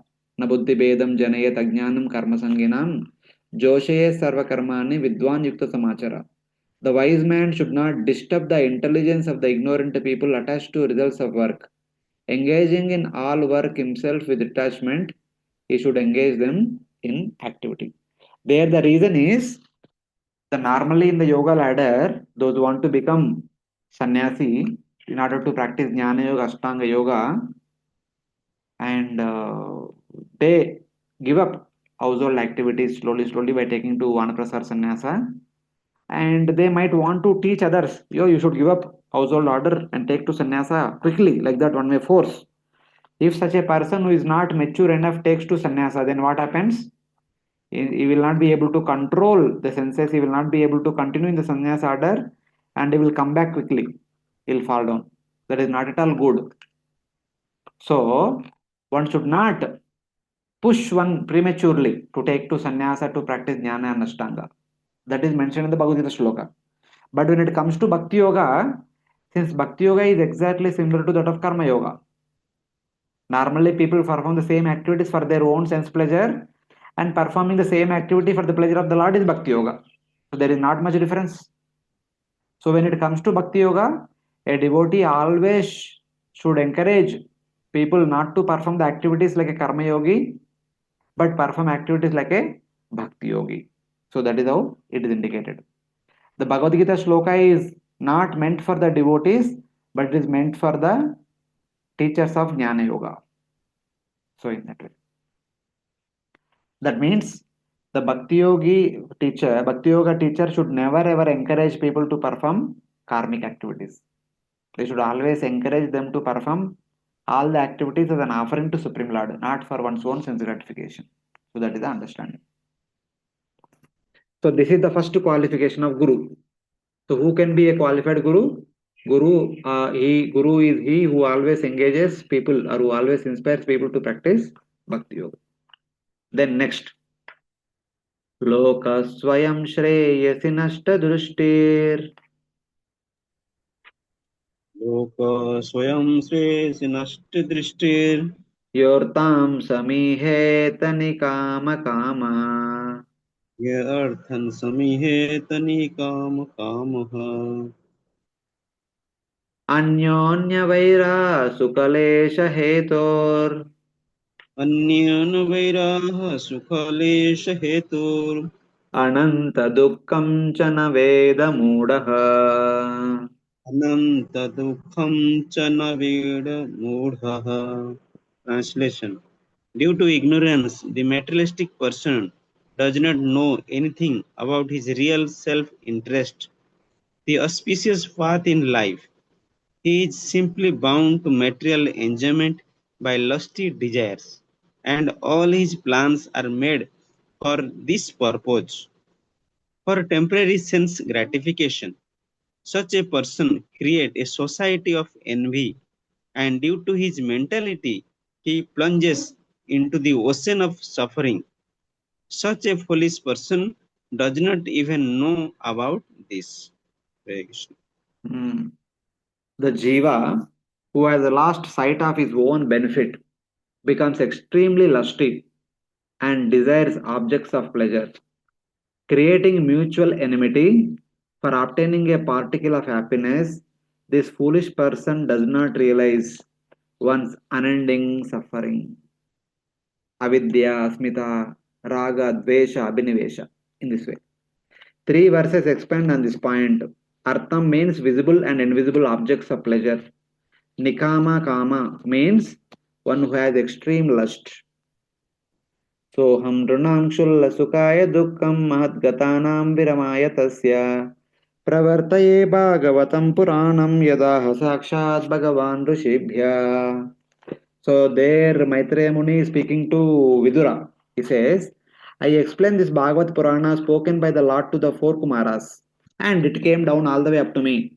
For removing the suffering of persons who have fallen into the great distress by seeking insignificant happiness. Soham runam kshulla sukaya dukkam mahat. For sake of kshulla sukha, they undergo mahat dukkha. For the benefit of such kind of people, I'll speak Bhagavatam. This is the true nature of a guru. The true guru is always making an endeavor to deliver the miserable conditioned souls. So in that way. Then Lord further continues. Kastam swayam tadabhijño vipashyet तस्त्वं स्वयं तद् अभिज्ञो विपश्चित् avidyayamantare vartamanam अविद्याम् अन्तरे वर्तमानम् दृष्ट्वा पुनस्तं सगृणा कुबुद्धिम् दृष्ट्वा पुनस्तं सकृणः कुबुद्धिम् प्रयोजयेदुत्पतगं यते यतान्दम् प्रयोजयेत् उत्पाथकम् यथान्धाम्. Translation: If someone is ignorant and addicted to the path of samsara, how can one who is actually learned, merciful, and advanced in the spiritual knowledge engage him in fruitive activities and thus further entangle him in material existence? If a blind man is walking down the wrong path, how can a gentleman allow him to continue on his way to danger? How can he approve this method? No wise or kind man can allow this. What merciful, intelligent person, seeing a foolish person in the hole of ignorance, will direct him along the same path as if guiding a blind man on the wrong path? How can a person in knowledge will send a innocent to a deep dark well? So that is understanding. This is the second characteristic of a guru. Who can become a guru? Guru will not tolerate others' misery. So in that way, seeing such a person's foolishness, should one encourage him? Not at all. Who will tell a blind man going on the wrong path to continue on that path? No one will tell him. So this is a verse from second canto, second chapter, text number 7, which said, seeing people experiencing suffering from their own actions while sinking in the river of hell, who except persons indulging in material life would disregard bhakti, which concentrates on the Supreme Lord and meditate instead on material objects. Only a materialistic person will guide another materialistic person to fall into deep dark well, but not a bona fide guru. So all these verses talks about the important duties of a guru. So who can be guru in our life? Who are all different gurus that can be in our life? A list of such kind of well-wishers is mentioned in the next. And also another most important characteristics of a guru is also mentioned in the next verse. Gururna sasya swajano na sasyat गुरोर्न सस्यात् स्वजनन्न सस्यात् pita na sasyat janani na sasyat पिता न सस्यात् जननी न सस्यात् दैवं न तस्या नैवं न तस्यान्न पतिश्च सस्यान् दैवं तस्यान्न पतिश्च सस्यान् नमो च यद्या समुपेत मृत्युम् नमोपचात्यः समुपेत मृत्युम्. Translation: One who cannot deliver his dependents from the path of repeated birth and death should never become a spiritual master, a father, a husband, a mother, or a worshipable demigod. He who cannot deliver a dependent from samsara is not a guru. not a relative, not a father, not a mother, not devata, nor husband. The primemost quality of a master is to deliver the dependent. Otherwise, one should never become the master.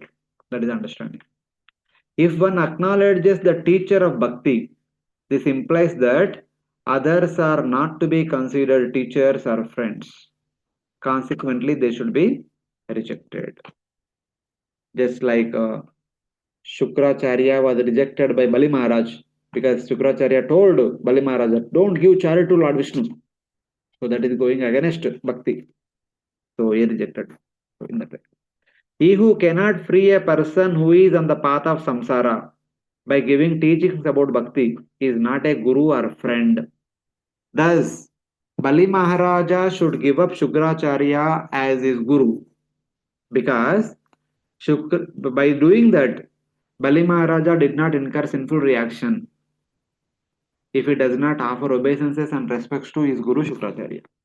Similarly, Vibhishana can reject his relative Ravana. So Vibhishana requests Ravana, please surrender to Lord Ram. He said no. Then he rejected. Prahlada can reject his father Hiranyakashipu. Hiranyakashipu said, don't utter the name of Vishnu. Bharata can reject his mother Kaikeyi. If Kaikeyi said, Lord Rama will go to forest and you become king. So Bharata rejected. Katvanga can reject the Devata Indra. So Indra said, I can offer you any material benediction except Mukti. If you are not qualified to offer Mukti, why should I be with you? So please send me to earth. Something like that. The wives of the Brahmanas can reject their husbands, the learned in scholar, sacrifice, performance of sacrifice. Even though they said, no, don't go, still they went to forest. So in that way. Another meaning is as follows. He who cannot deliver another person should not take the position of guru. He should not accept respect and reverence. If he does, he incurs sin. If one cannot deliver one's dependent, one cannot accept the position of the master. That is mentioned here. If one cannot deliver the person, one should not accept the person as a disciple just so that one becomes a guru. Just for getting some name, oh, I have disciples. One should not become guru like that. If one has no capacity to deliver the disciple. One should not accept friendship so that one becomes a friend. One should not produce children just to become known as a father. Or one should not bear a child to become known as a mother. One should not accept worship to become a devata. One should not accept a wife in marriage.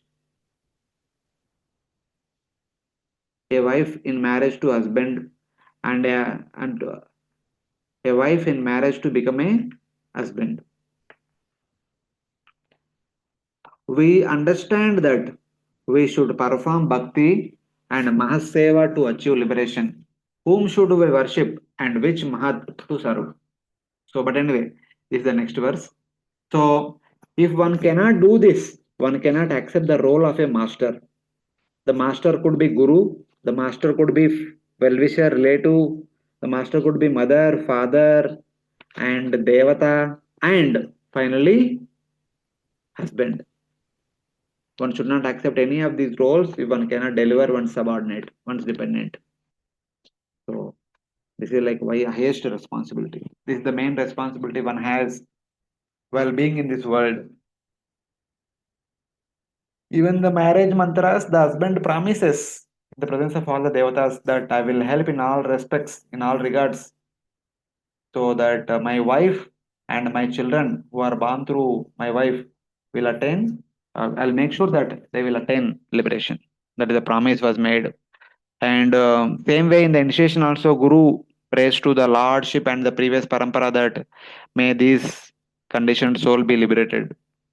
So on their behalf, Guru accepts the disciple. The same thing can be applied to, of course, husband is there, father, mother, devata and relative. Even one cannot become a friend or relative or devata also. If one cannot accept, one cannot deliver, one cannot help the deliverance of the subordinate. So this is very important principle.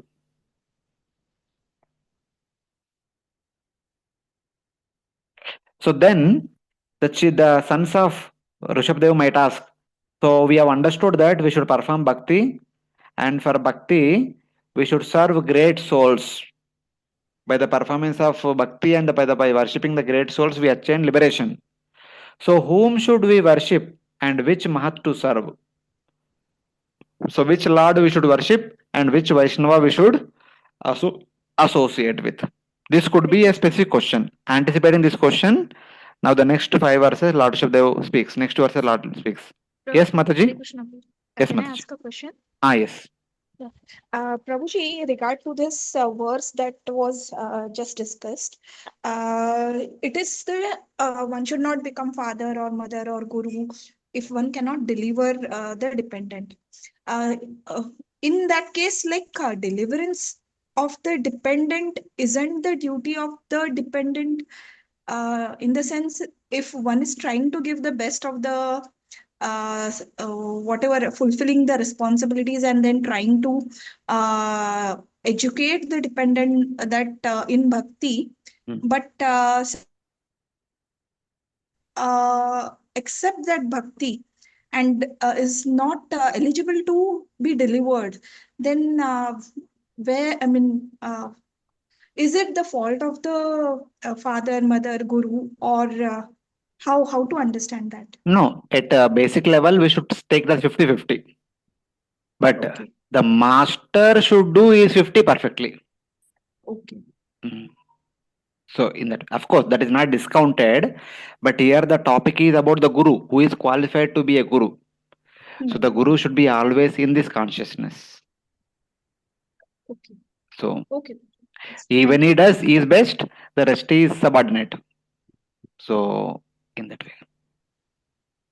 Thank you.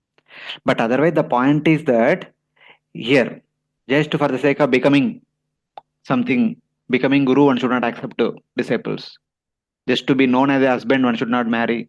Just to be known as a father or mother, one should not have children. Not like that. According to Rushabhdev, this is the spiritual purpose. This should be the motive. So in that way. Hare Krishna, Prabhuji. Yes, Mataji. Prabhuji, how devatas deliver? See how Guru will deliver. See, a person, a mother, father also, they themselves may not have the complete capacity, but they will direct in the proper direction. Like every Brahmosత్సవ festival in our Radha Gopinath Mandir, they talk about one point. Many people, when they share their experiences, they would say that long back since childhood, I used to visit Babulnath Mandir. For 20 years, I visited Babulnath Mandir. One day, Babulnath inspired me to come to Radha Gopinath. I came here and I became a devotee. That's all. That's all. So they will direct. Okay. They will give inspiration. In that way. Thank you, Prabhuji.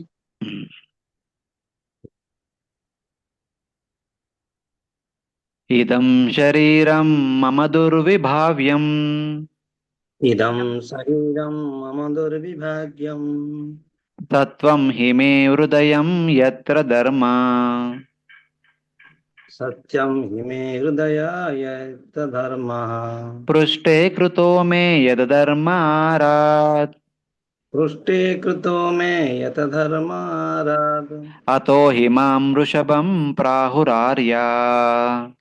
Ato Himam Rishabham Prahurvaryam. Translation. Mind transcendental body is Satchidananda Vigraha. Looks exactly like a human form, but it is not a material human body.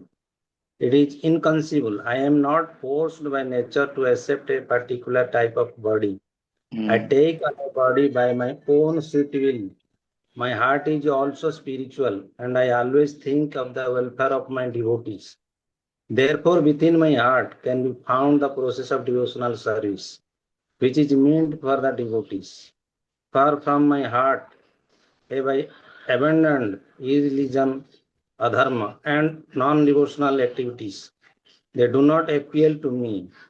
Due to all these transcendental qualities, people generally pray to me is Rushabhadeva, the Supreme Personality of Godhead, the best of all living entities. There are two questions.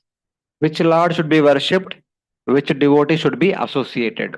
Especially this question from the 100 sons of Bharat Maharaj. Taking that into consideration, now Lord is saying, my body is difficult to understand since it is spiritual. Where there is bhakti, there my mind resides. Hare Krishna, kindly mute.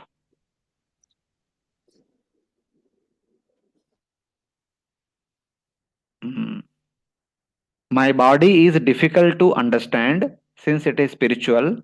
Where there is bhakti, there my mind resides. Wherever is opposite to bhakti is behind me, far away.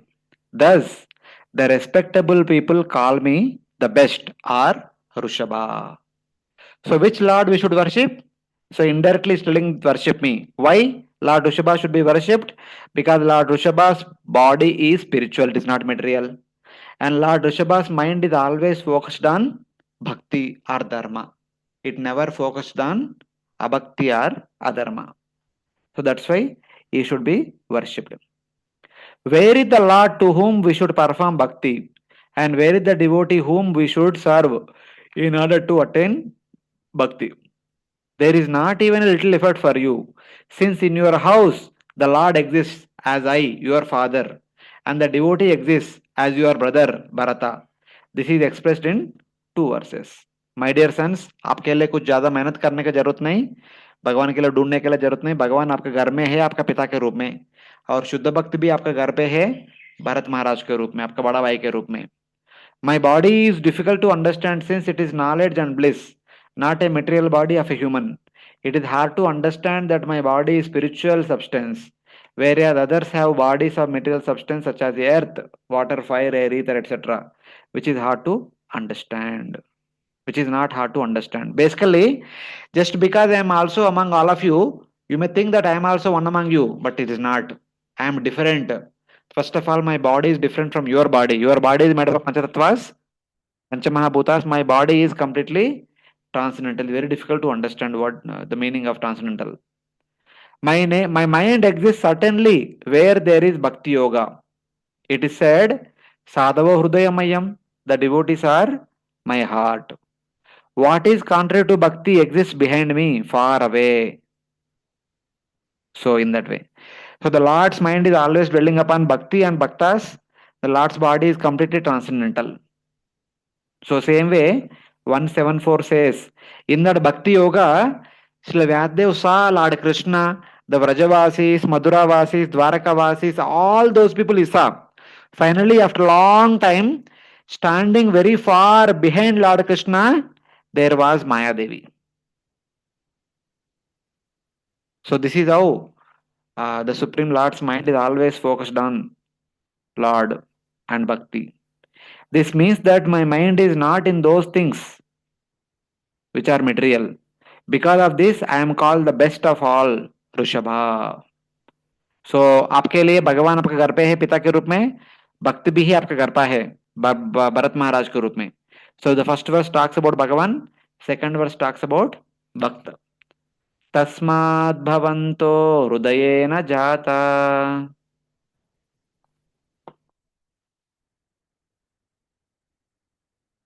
Yeah, please someone. Hare Krishna. हृदयेन जातः सर्वे महीयां सममुं सनाभम्. सर्वे मह्यं समममुसंभवम् अक्लिष्टबुद्ध्या भरतं भजध्वम्. अक्लिष्टबुद्ध्या भरतं भजं त्वम् शुश्रूषणं तद्भरणं प्रजानाम्. शुश्रूषणं तद्भरणं प्रजननम्. My dear boys, you are all born my heart, which is the seat of all spiritual qualities. Therefore, you should not be like materialistic and envious men. You should accept your eldest brother, Bharata, who is excellent in devotional service. If you engage yourself in Bharata's services, Your service to him will include my service, and he will be rule the citizens automatically. So, therefore, you have been born from my chest. You should all worship Bharata, your best brother, with pure intelligence, by which my worship and the protection of the citizens will also be accomplished.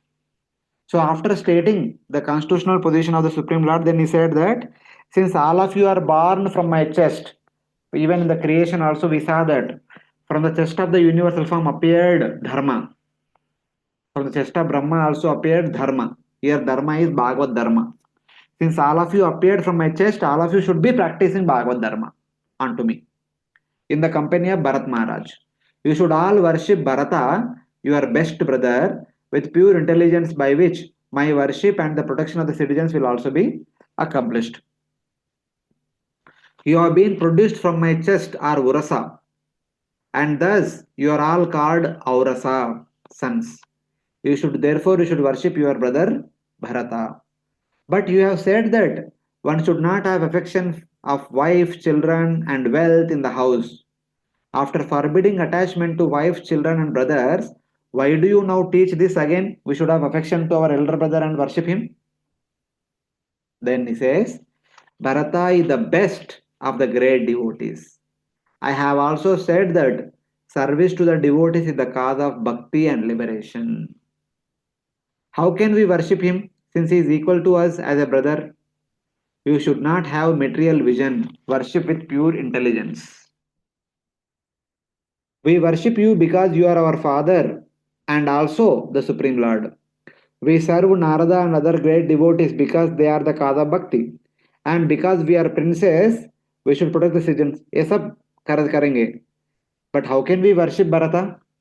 He is our equal to us. Then Lord says, by worshipping Bharata, worship of me and protection of the citizens is accomplished. This is my desire. So here worshipping Bharata means following the instructions of Bharata, by which Bharata is the monarch. The protection of the people is accomplished, and also bhakti is also accomplished. Both are all of them are accomplished. Even service to Lord also accomplished. So in that way, the Lord instructed that you will serve me. After I leave, serve your elder brother Bharat, who is a pure devotee. So for you, there is no problem to find out some pure devotee to associate with. Is there in your home only. So in that way is indicated. And now one may ask, so how can we, on what basis we establish that somebody is a pure devotee? And what criteria we can understand who is pure devotee? And how a pure devotee is distinguished from other people? That categorization is indicated in the next verses. Bhuteshu virubhya uduttamaye भूतेषु विरुद्धया उदुत्तमाये सरीसृपास्तेषु सबोधनिष्ठा हरिसृपास्तेषु सबोधनिष्ठा ततो मनुष्या प्रमतस्ततोऽपि ततो मनुष्या प्रमतास्ततोऽपि गन्धर्वसिद्धा विबुधानुगाये गन्धर्वसिद्धा विबुधानुगापि देवासुरेभ्यो मघवत्प्रधाना देवासुरेभ्यो मघवत्प्रधाना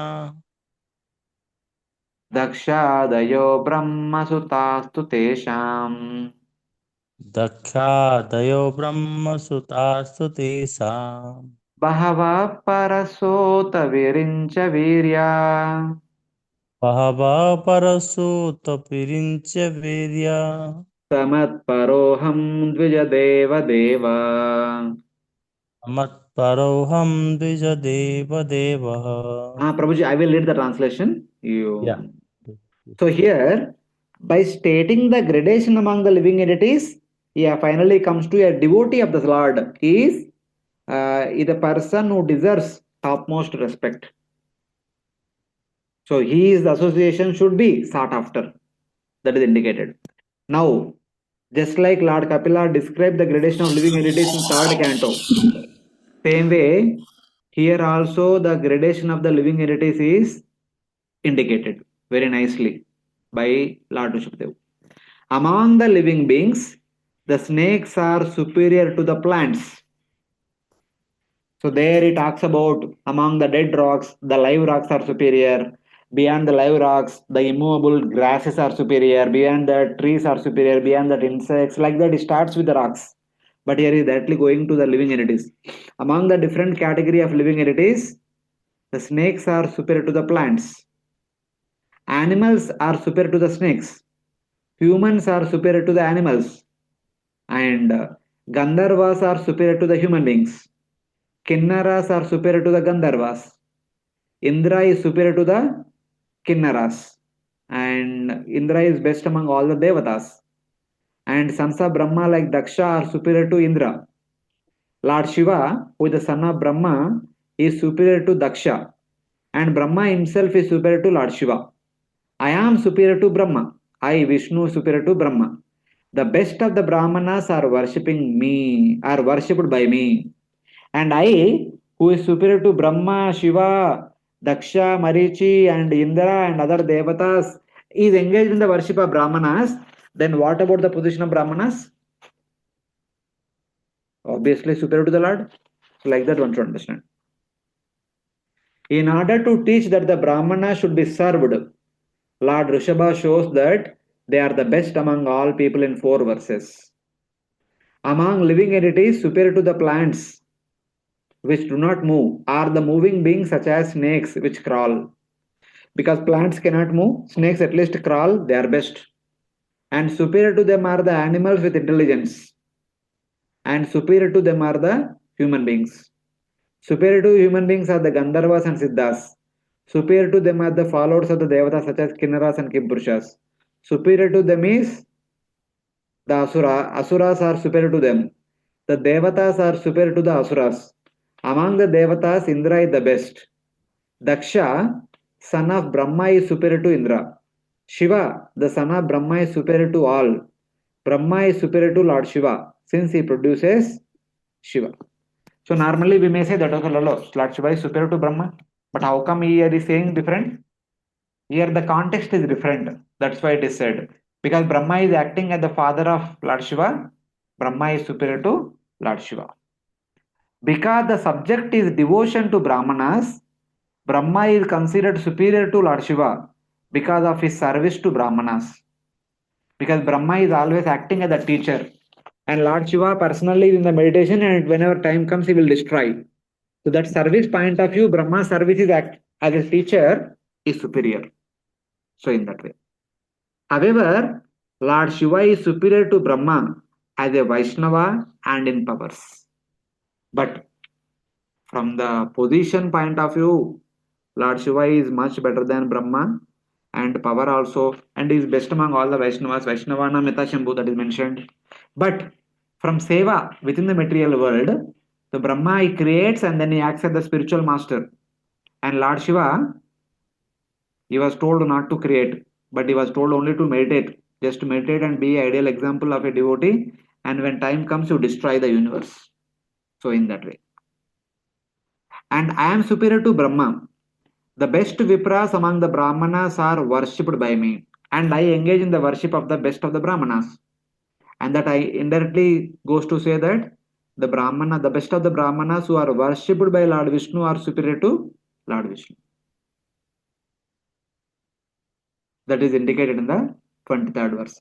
And 24th verse will say that, but superior to those Brahmanas who are worshipped by Lord Vishnu are the Vaishnavas, who have dedicated their man, buddhi, ankara, manasa, vacha, karmana unto the service of the Supreme Lord. So that is that's how it is concluded. Na brahmanaistulye bhutamanyat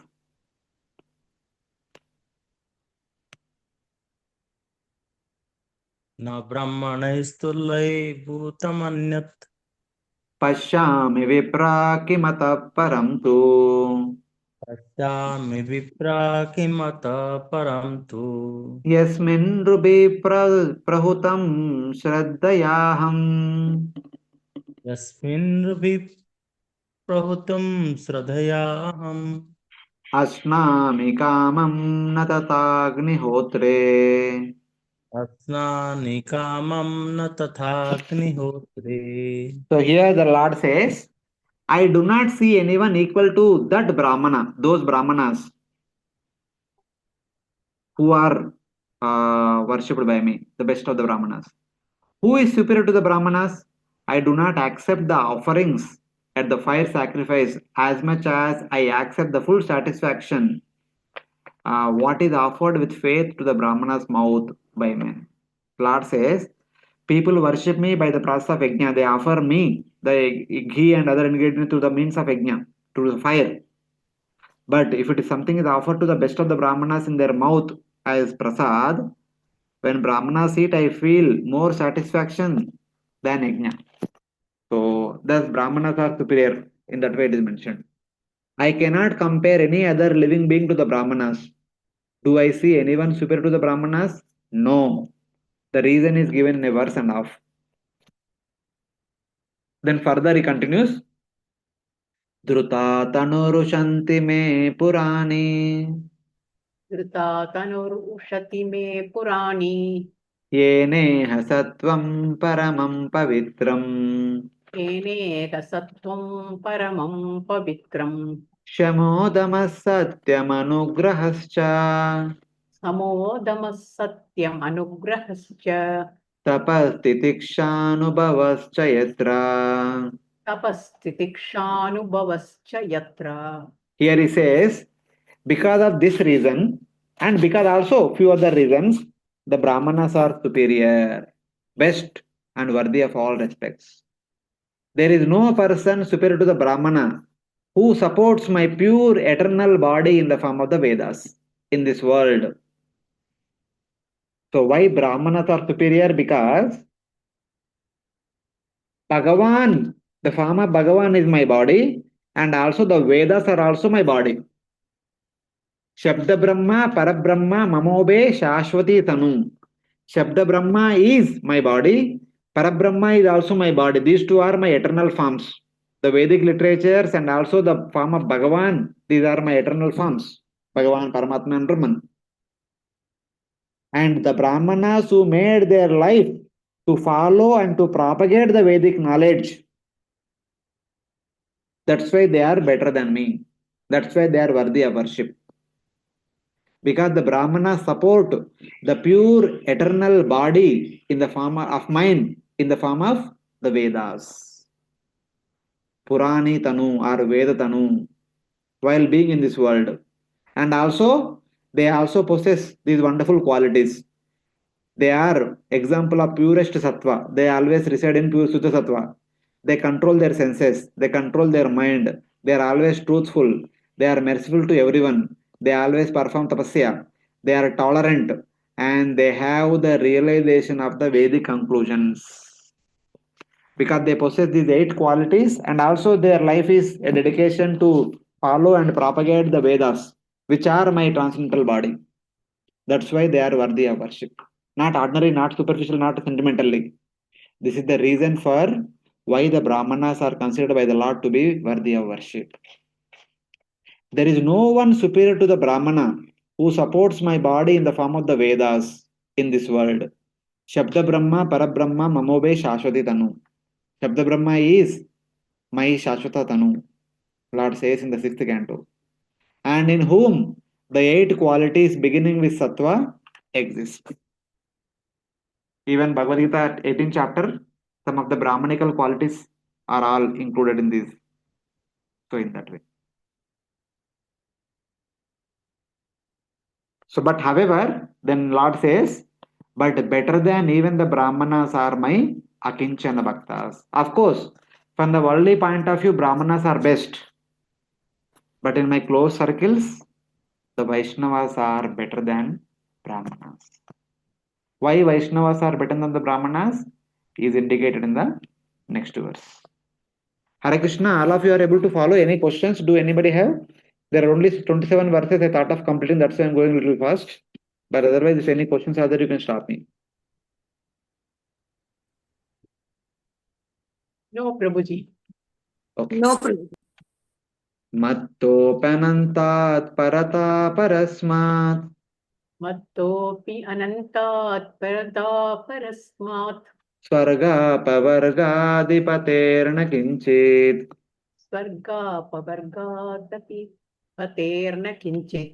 येषां किं वुस्यादितरेण तेषाम् Yesham kim yusat itarena tatesham अकिञ्चनानामयि भक्तिभाजाम्. akinchanana mayi bhakti bhajam. So here the Lord says, the devotees who worship only me, sarvadharman parityajya mamekam sharanam vraja, tesham satyayuktanam bhajatam pritipurvakam. And then what else? Ananyas chintayanto mam yejana paryupasate. Such kind of devotees. The devotees who worship only me and have given even themselves to me, who pray for nothing from me except me, the Lord, who possesses infinite qualities and can award lordship over Swarga, need nothing from any other being. They neither ask for anything either from me or from anybody else. They only want my service. Such kind of devotees are better than the Brahmanas whom I glorified previously. Like that Lord is indicating. And my devotees are the best. They are most worthy of worship. They do not pray for necessities from me. I am unlimited. I, the Lord, having unlimited powers and sweet qualities, exist as their goal. What do they need from any other person such as Brahma then? They are without any possessions, having given to me all possessed objects and their own identity. They do not want anything else. They possess at every moment prema bhakti, and therefore those who desire this bhakti should worship them at all times. This is the quality of my devotees, and Bharata is one such devotee. If you want same bhakti, please worship Bharata like that. Lord Kapila also explains in the third canto that the devotees are superior to the Brahmanas. In the gradation, Lord Kapila also comes all the way up to a devotee of the Supreme Lord. 3:29, 30. This is the last verse in the gradation. Superior to the Jnani is the person who fully dedicates his activities such as hearing and chanting, his wealth, his identity, his mind, and his intelligence to me. So, Jnani is a Brahmana, but superior to a Brahmana is one who dedicates his activities such as hearing and chanting. Yat karoshi yadashnashi yajjushrashi yatapasya konteya tatkurushva madarpanam. His wealth, his identity, his mind, and his intelligence, everything to me. Mayarpita manobuddhir. I do not see a greater living entity than this person who has offered himself to me, giving up all varnashrama actions, and thinks that the Lord alone inspires his bhakti, and who identifies with others' happiness and distress as his own. These are the qualities of a devotee. As Bhagavad Gita 12th chapter describes, the same qualities are mentioned here. So in this way, how a devotee is superior to, how a Akinchana Bhakta is superior to a great Brahmana is also indicated. But this verse is like within close circles. But in general, for the world in general, Brahmanas are the best. So in that way. The last two verses where the Lord Rushabhadeva is trying to conclude his prayers. सर्वाणि मद्दिष्णतया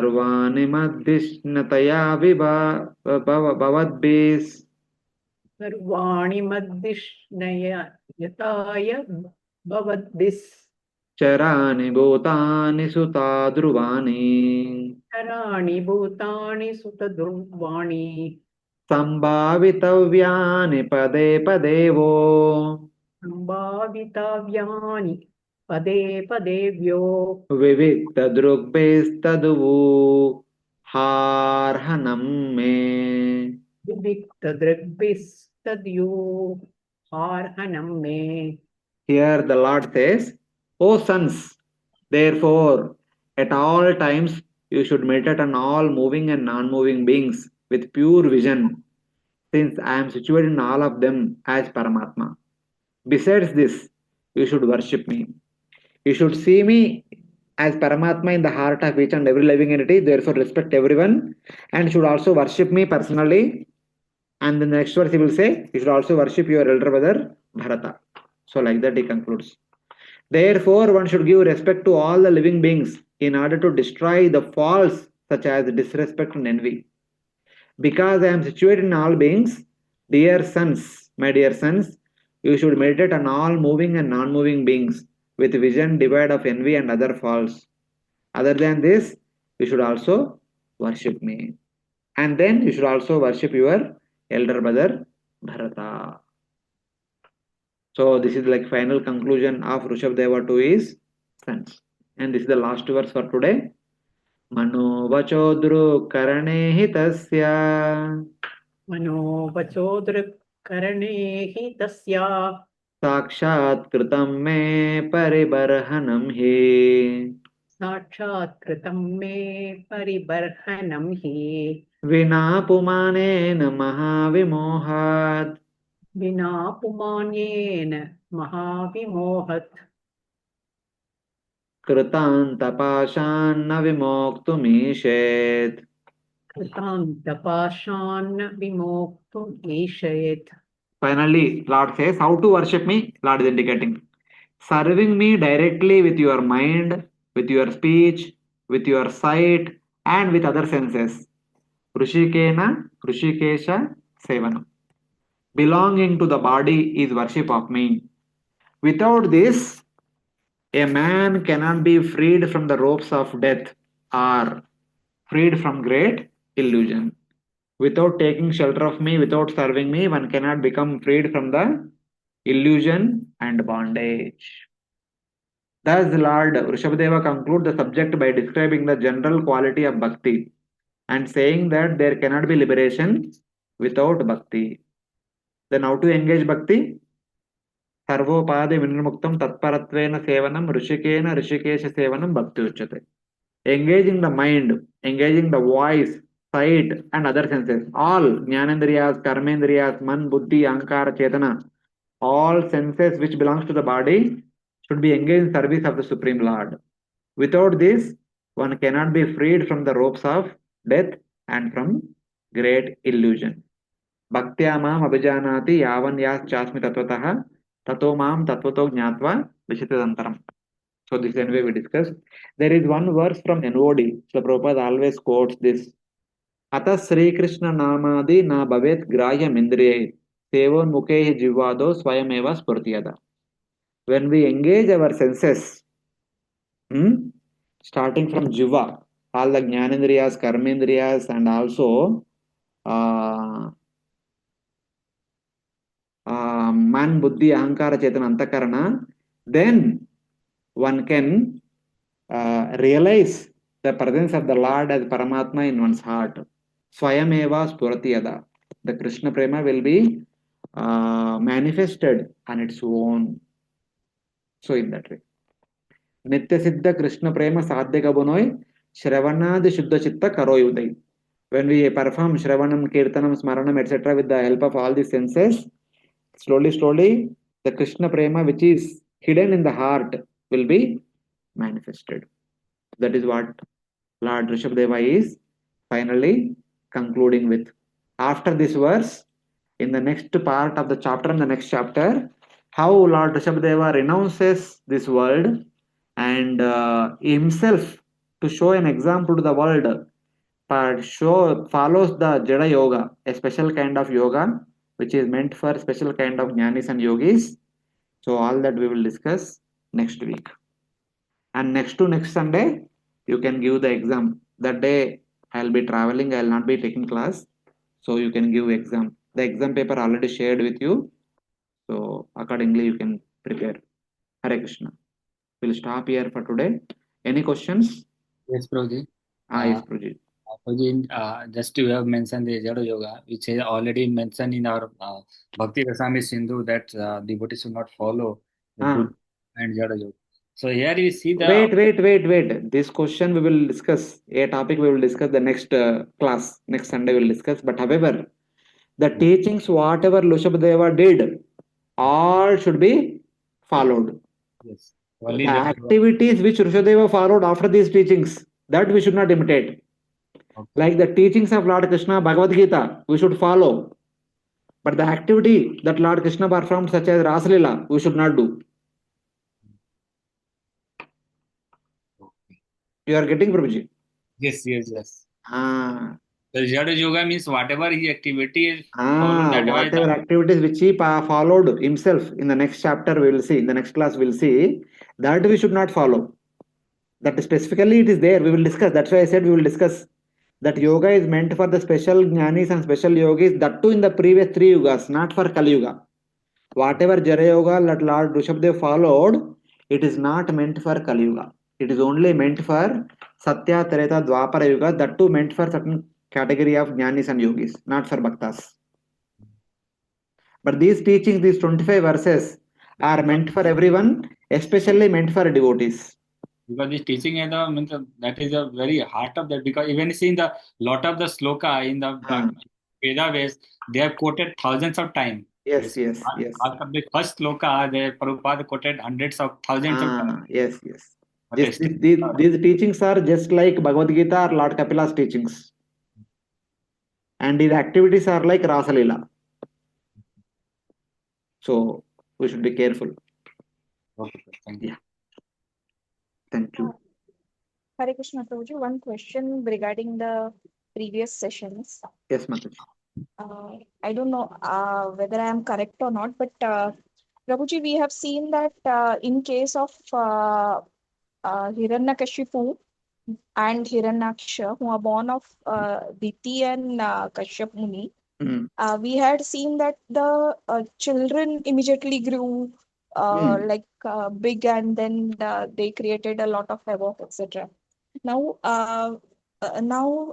like Kashyap or the case of Diti, they are in the descendants of the children of Swayambhu Manu. So, in case of Agnidhara and Purvachitti, we understand that Purvachitti is from Brahmalok. Okay. But Agnidhara is the descendant of Priyavrata Maharaj. Yes. So, how do, like, you have clarified those things that when the husband is Manushya, wife is from Svargalok, then the kids have to be conceived for 9 months, but they grow immediately. Yes. But here, actually, isn't Agnidhara being the descendant of Priyavrata, is he not like the case of Kashyap Muni and Diti, being the descendants from Swayambhu? No. Clearly understand. Agnidhara is a human being, without doubt. Purvachitti is a heavenly damsel. She is directly coming from the Brahma's abode. Okay. Now, in the case of Kashyapa and Aditi, both Kashyapa and Aditi are heavenly people. They are not human beings. They have no connection with Swayambhu Manu.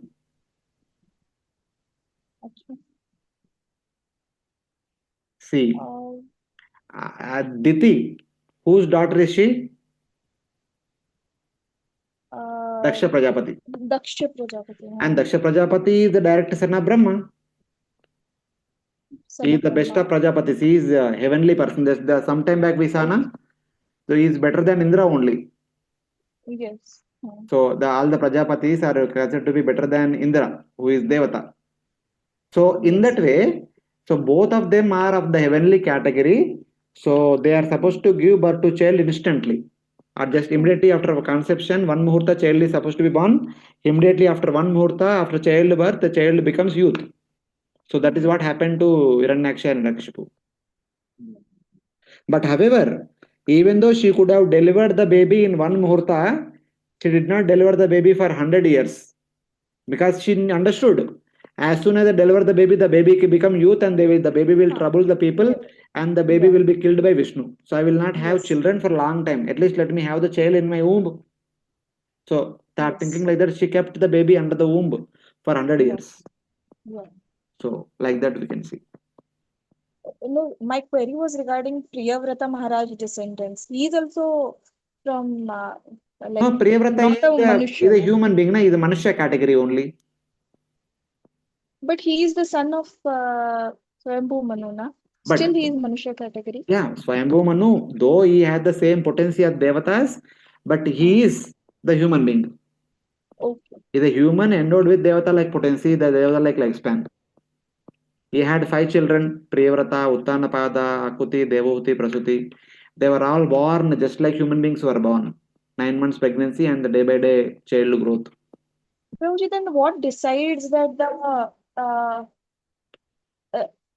like my query is like Swayambhu Manu's, not all children are Manushas. Ah, All children are Manushas. Swayambhu Manu's children are Manushas. ah. But their descendants, they have the capacity of being heavenly. Like that, we have to understand. Of course, because that depends on who's their husband. They all married to the great sages.